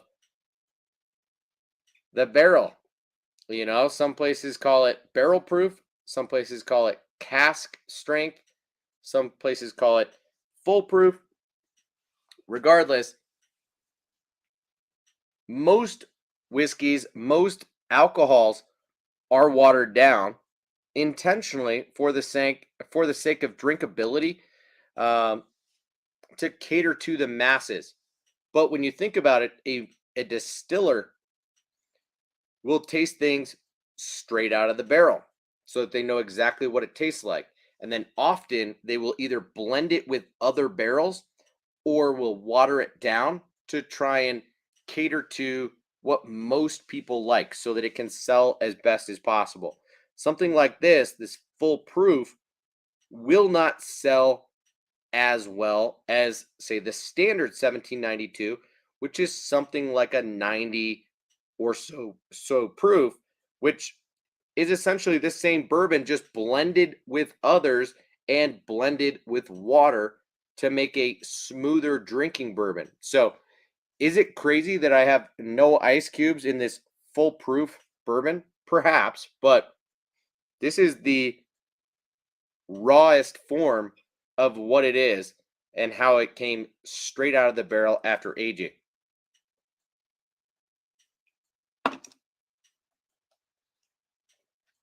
I mean, I don't drink, 151 or anything like that. But I don't know anybody that in their right mind ever has.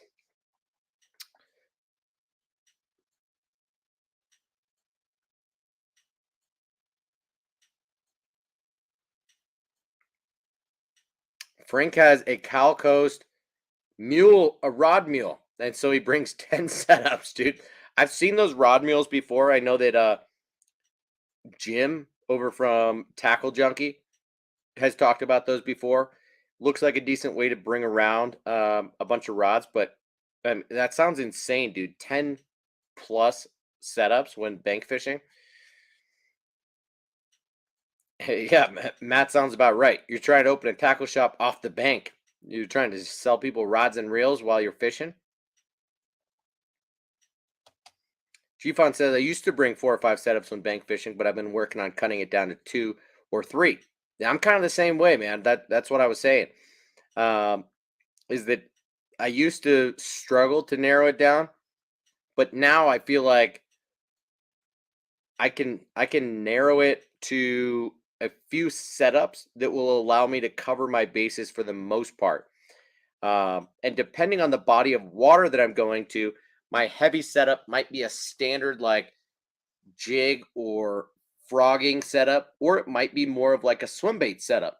And then I'm going to bring a do everything medium heavy, and then I'm going to bring like a crankbait type of rod, crankbait / top water, and then I'm going to bring a spinning setup to be able to cover finesse techniques for the most part. And so usually I'm bringing 1 spinning rod and like 1 to 3 bait casters. Every now and again, I will just say, screw it. I don't care about catching numbers of fish or targeting them with finesse. And so I'll just bring like 2 setups. But most of the time it's 3, sometimes 4, rarely 5 anymore.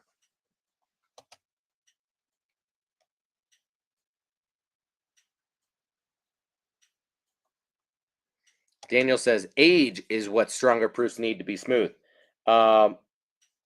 Generally speaking, yes, that is true.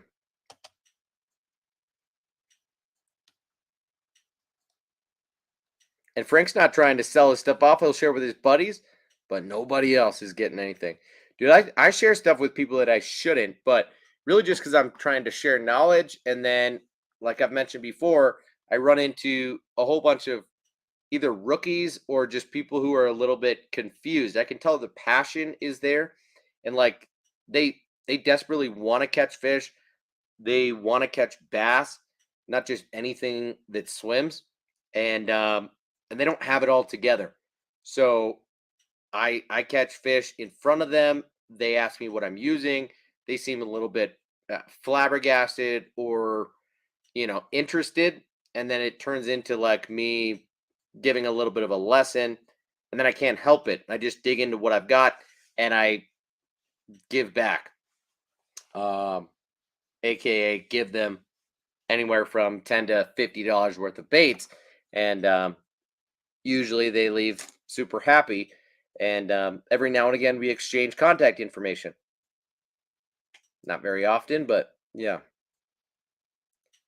Gfont says, I seriously need to try that foolproof. Sounds tasty. Basil Hayden is my jam. Yeah, Basil Hayden's a really good one for sure too.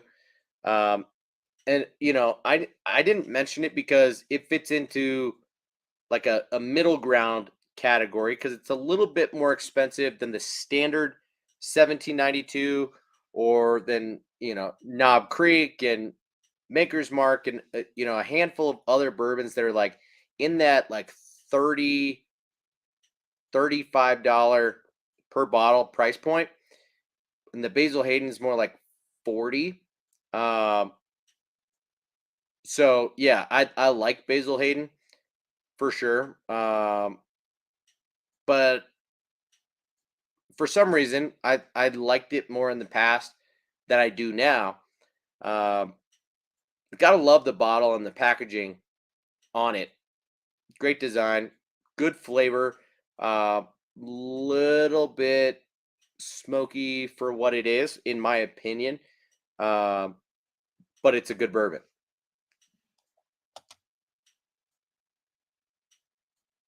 Daniel.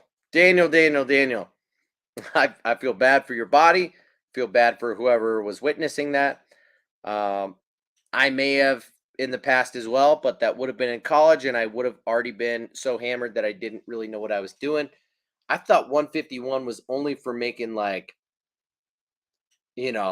punch and stuff that, like, you're just trying to mask the alcohol with the flavor of all sorts of juices and stuff that jungle juice, right? Like that's what 151 is for, essentially. Frank says he carries so many rods and reels because he hates retying. Interesting.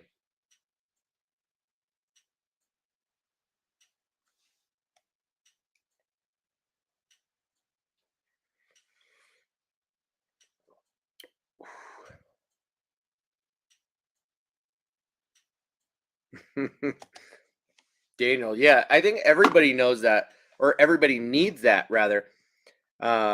Is a sticker on your tackle boxes, your hat, your boat, wherever, that says, if you can read this, you're fishing too close.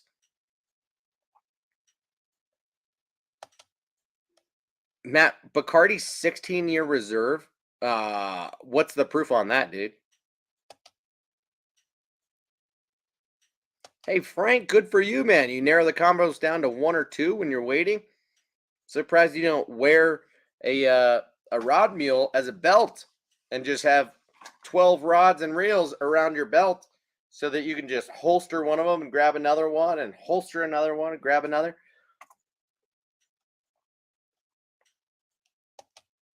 Ron says, what percentage of what you use, how you fish something, do you withhold? What percentage of what you use, how do you fish something, do you withhold? I don't know what you're asking, Ron.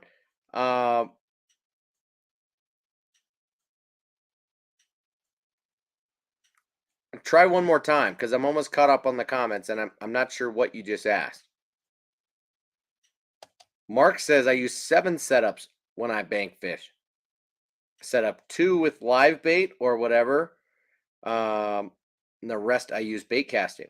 That's not a bad strategy. I really never fish with live bait, not even night crawlers, but I respect that. If you're just trying to maximize and catch any and all fish possible, then why not? Why not throw one with a night crawler, one with some live bait or dead bait for that matter, cut bait, so that you're kind of targeting all species with the night crawler. You're targeting primarily catfish with the cut bait, and then you target bass or walleye or pike, other game fish with lures, and that way you're maximizing your odds of catching fish. I have no disrespect for that strategy.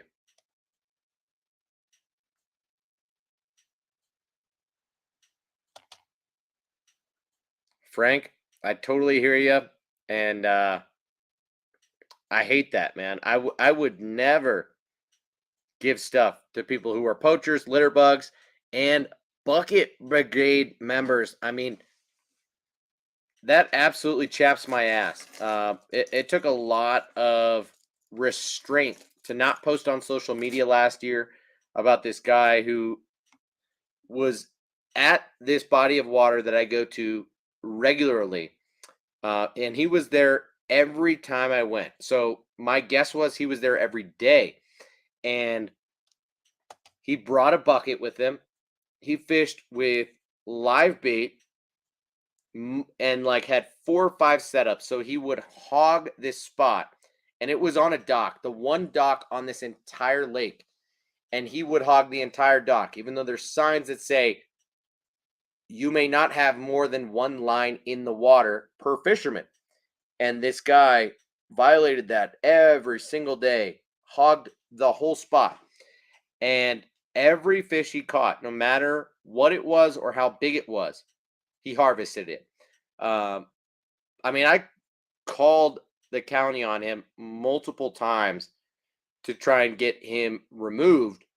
But unfortunately, this body of water doesn't have a lot of regulations, does not get managed by the DNR here in Colorado. And so I think he got kicked out once, but the other times, like, there was no way to have him get written a ticket or truly, warned or threatened or to where he wouldn't come back. It was a real shame. So I hear you.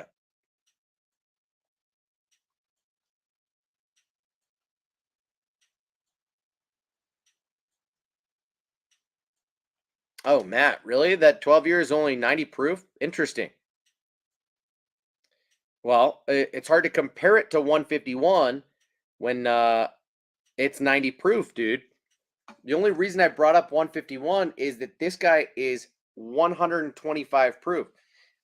If you go into a liquor store and you're looking around, you might only see a handful of bottles in the entire store that are this high in alcohol content.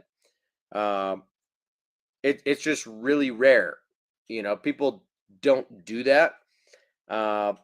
It's costly to the distillery to do that. Think about how much more they can bottle and sell when it's at a lower proofage when they're watering it down. Because every barrel loses a certain amount of liquid to, they call it the angel's share, right? So as booze ages, it evaporates inside the barrel. And so let's say you're talking about a 12 year like that.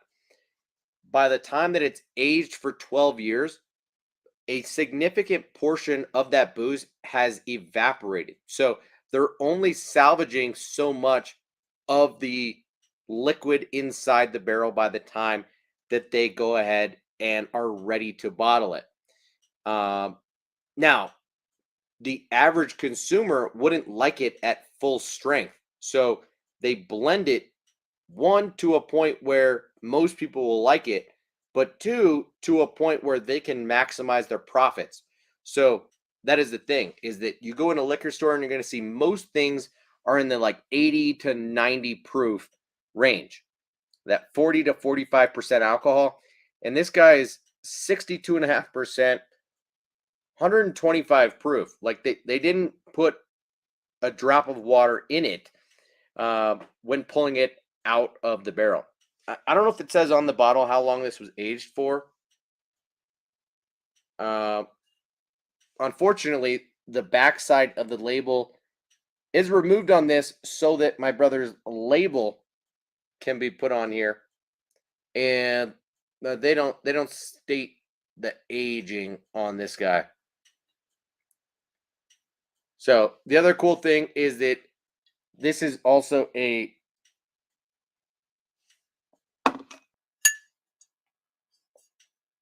single barrel. So that's one other thing that you can do, is that, one, this is barrel proof, full proof. So it hasn't been watered down at all, but it's also not blended with any other barrels. So hate to tell you, G-Fon, but unless you contact me directly and I perhaps illegally ship this to you, it would be impossible for you to get this exact same bourbon that I'm drinking now. Now, you could probably find a 1792 full proof, but just not this single barrel that my brother and his buddy have named Ripe for the Sipping, which, is a play off of Dolly Parton's song, I believe. Dolly Parton. Maybe I'm getting drunk, but brown sugar, vanilla, ripe banana, and white pepper are the notes that come off of this guy. Very interesting bourbon. And I apologize if I'm getting drunk. We've been on here for 2 hours and 10 minutes, and I feel like we're just chilling right now. Grayson Filament, what's up, dude? As usual, you dropped in here, 2 hours late to the party. Good to see you nonetheless.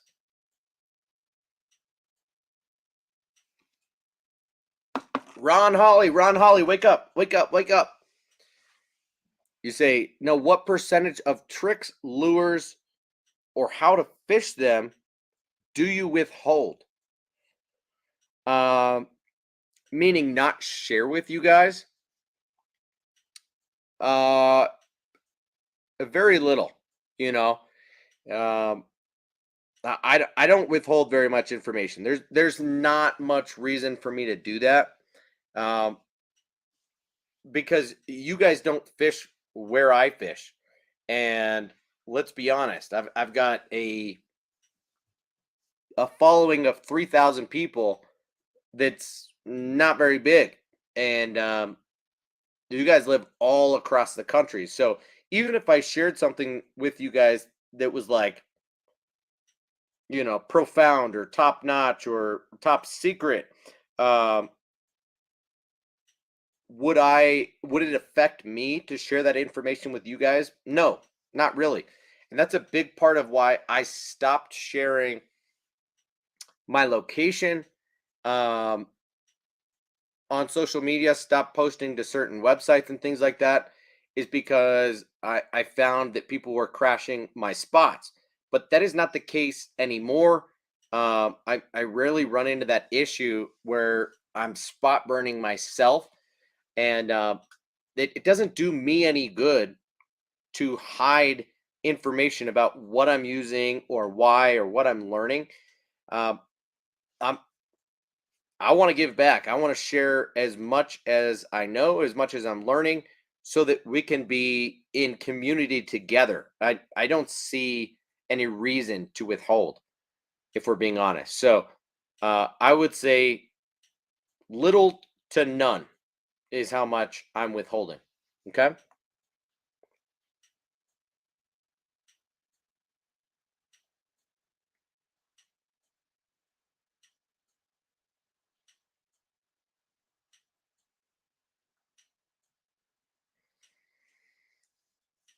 No, GFON, a bucket brigade is essentially people that are harvesting all the fish that they catch. But theoretically, it could be live bait anglers as well. Um, but my interpretation of that, which could be off given the whiskey, is that they're actually taking those fish home that they catch. Mark also throws a trap in the mix when on the bank. I mean, why not? If you're throwing live bait on a couple of rods, why not have a trap in the mix? But damn, dude, how much stuff are you carrying around? How far are the spots from where you park? And I assume that you're not switching spots very frequently. If you're live bait fishing, you've got a trap to catch live bait with, and you're fishing with another half a dozen or more setups bait casting wise. I mean, good on you, Mark, for doing your absolute damnedest to catch fish. But that sounds busy. Okay, so yeah, Frank was saying that the anglers that show up with 5-gallon buckets and keep everything they catch, regardless of species, size, season. Yeah, a-holes. Bucket brigade, bunch of a-holes. And G-Fun, yeah, it has been the last half hour. We've been chatting bourbon. Let's go. I should go grab a handful of the other single barrel picks that my brother's done recently. Just kidding. But I'll show you guys those in upcoming streams over the next month or two, because I've got 3 others that are unopened that are exciting releases that sadly are single barrel picks. Again, you guys won't be able to get your hands on them unless you Venmo me and you want me to ship them to you, perhaps illegally.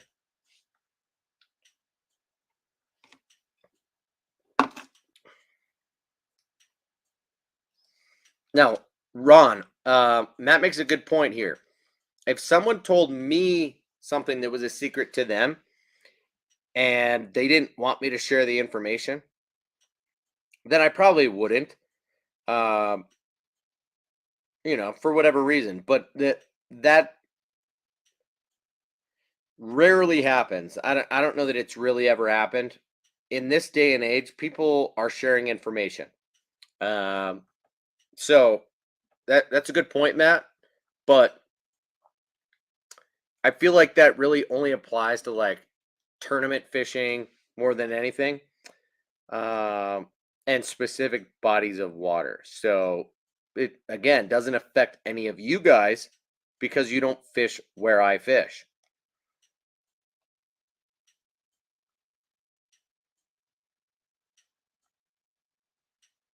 What? Matt, you have people near you that are bucket brigade and don't have licenses. You got to call it in, dude. You got to get those people in trouble.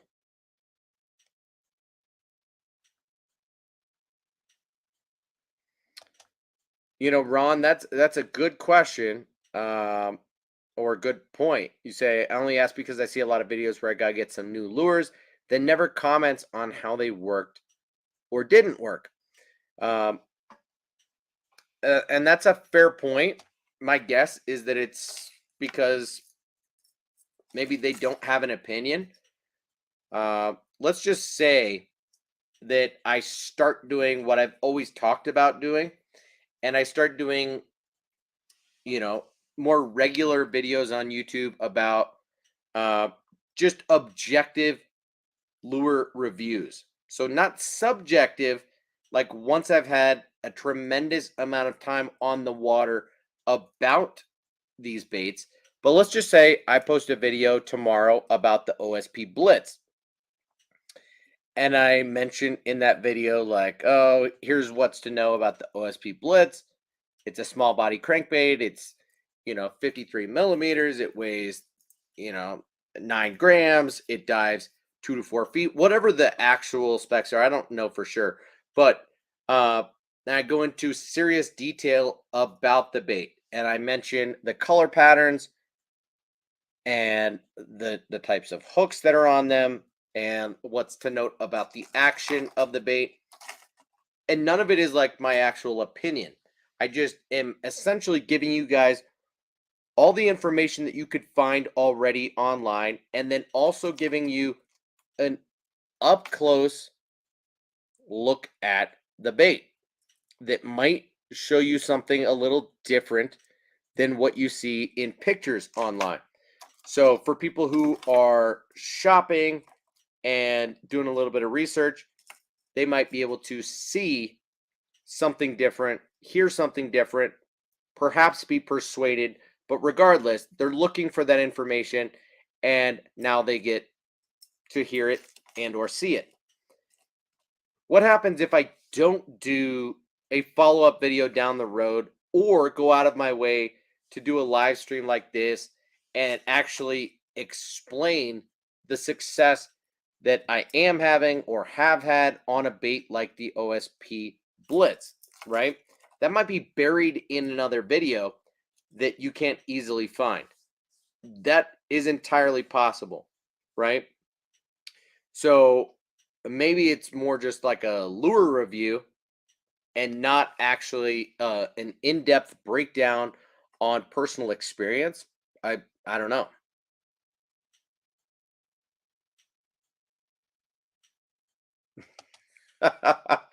Frank, it does sound like Mark is a little bit like Nick from 618 Fishing. That's a hilarious comment, but yeah, sounds like it, dude.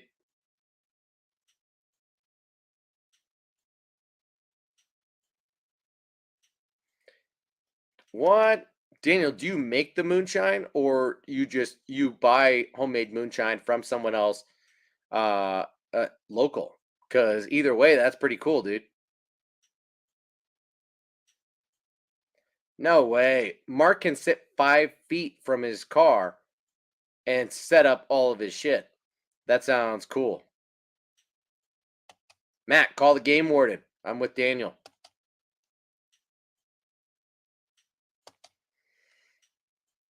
Ron, it's the OSP Blitz. It's a $20 or $22 crankbait, and the color is called Buru Gill. Talked about this on the last live stream. BURU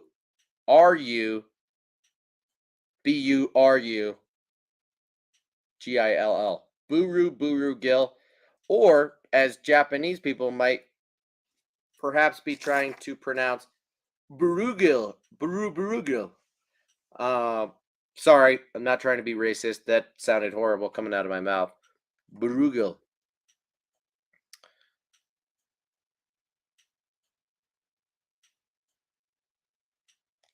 Yeah, well, Matt, that's not an excuse, dude. Call it in. Call it in, Matt.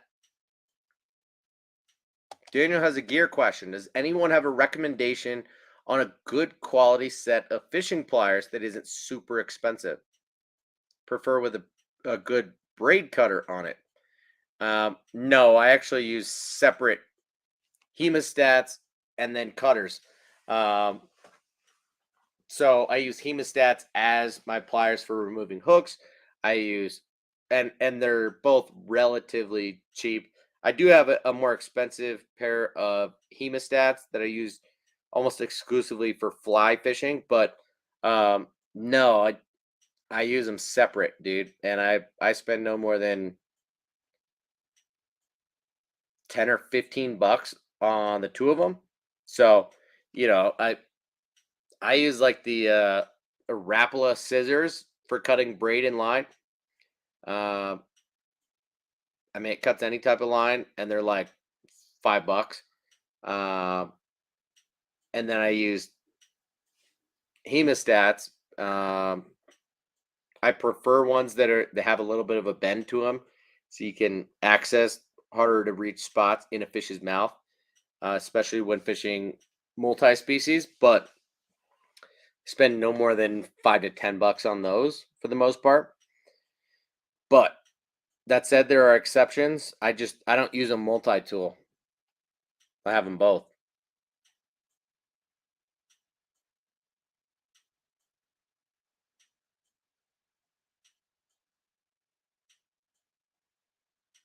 Okay, Daniel, you bought the moonshine, and not all moonshine is good.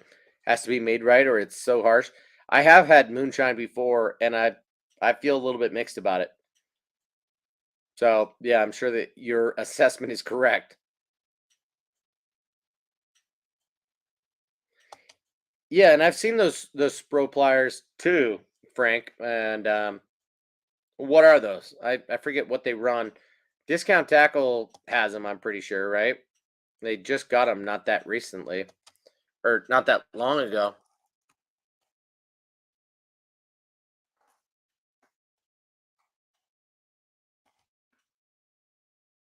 Just wrote Spro Pliers. Spro Pliers?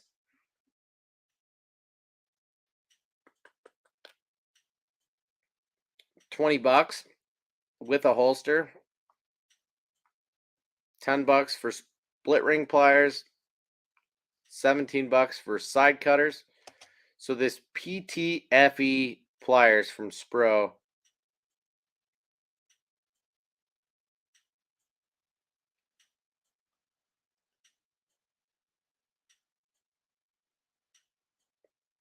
Designed to cut through braided fishing lines with ease. Complete with a sheath, belt clip, heavy duty lanyard. I don't know if that's the one you're talking about.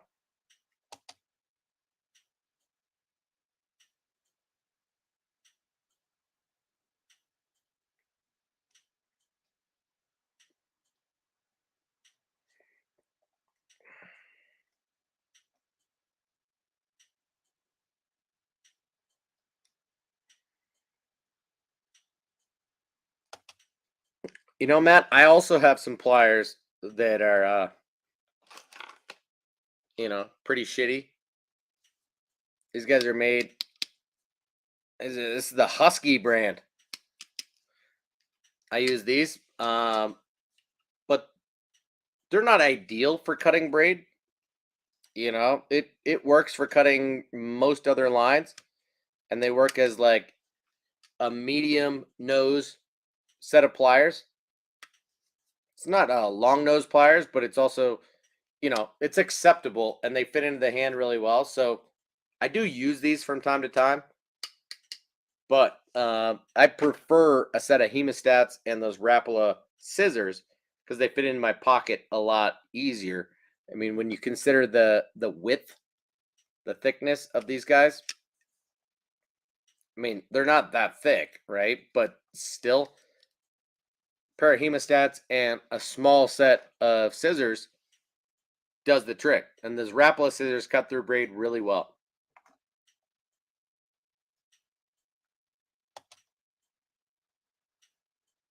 Yeah, the side cutters are not the ones that I was just talking about. It was the Ptfe pliers that I think are more of like a do everything type of plier from Spro on Discount Tackle, but they've got the split ring pliers, the side cutters, and then the Ptfe pliers that look like they probably are a hybrid and do a little bit of everything. Like they're a split ring plier. They are a braid cutter. They would probably do the job for everything you need them to do. And they're $20 and come with a lanyard and holster as well. So definitely worth a look there.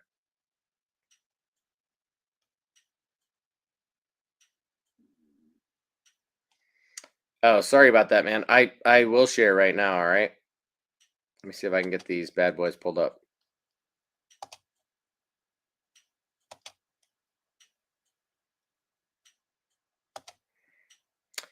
Let me see.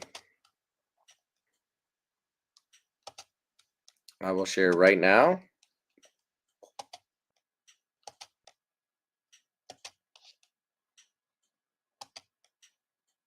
Is it these guys right here? Whoa.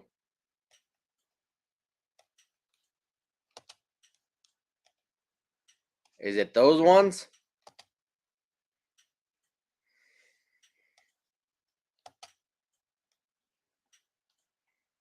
I mean, I could probably zoom in for you.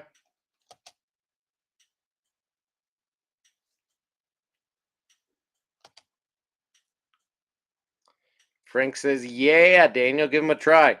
Use my link, doggy, if you're going to buy those puppies. I mean, they look solid.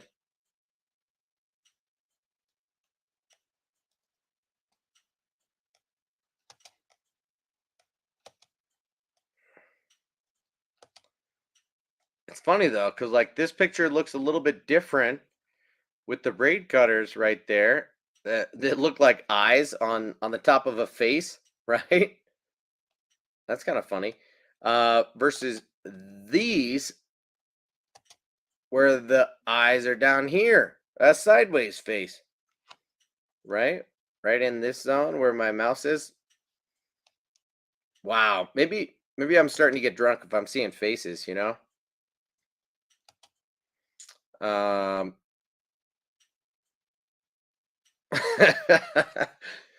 On that note, this has been a super fun time, guys. We've been on for almost 2.5 hours. It's about midnight my time, Thursday night. Thank God I'm just taking care of my kids tomorrow. Not working tomorrow because my wife's working now. But I'll be on with Matt tomorrow.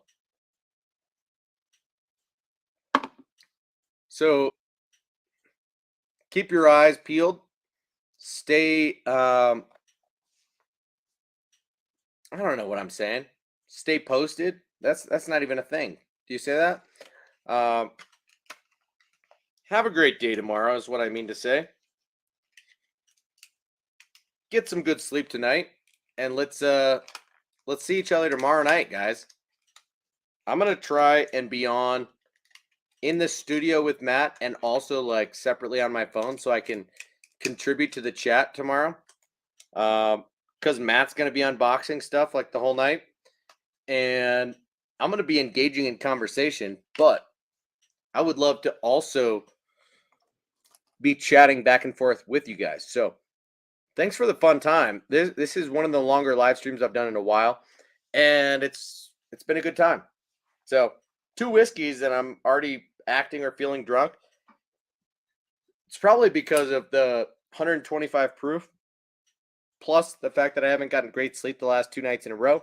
Slept on the couch on accident last night after getting back from fishing at like 1:30 in the morning last night.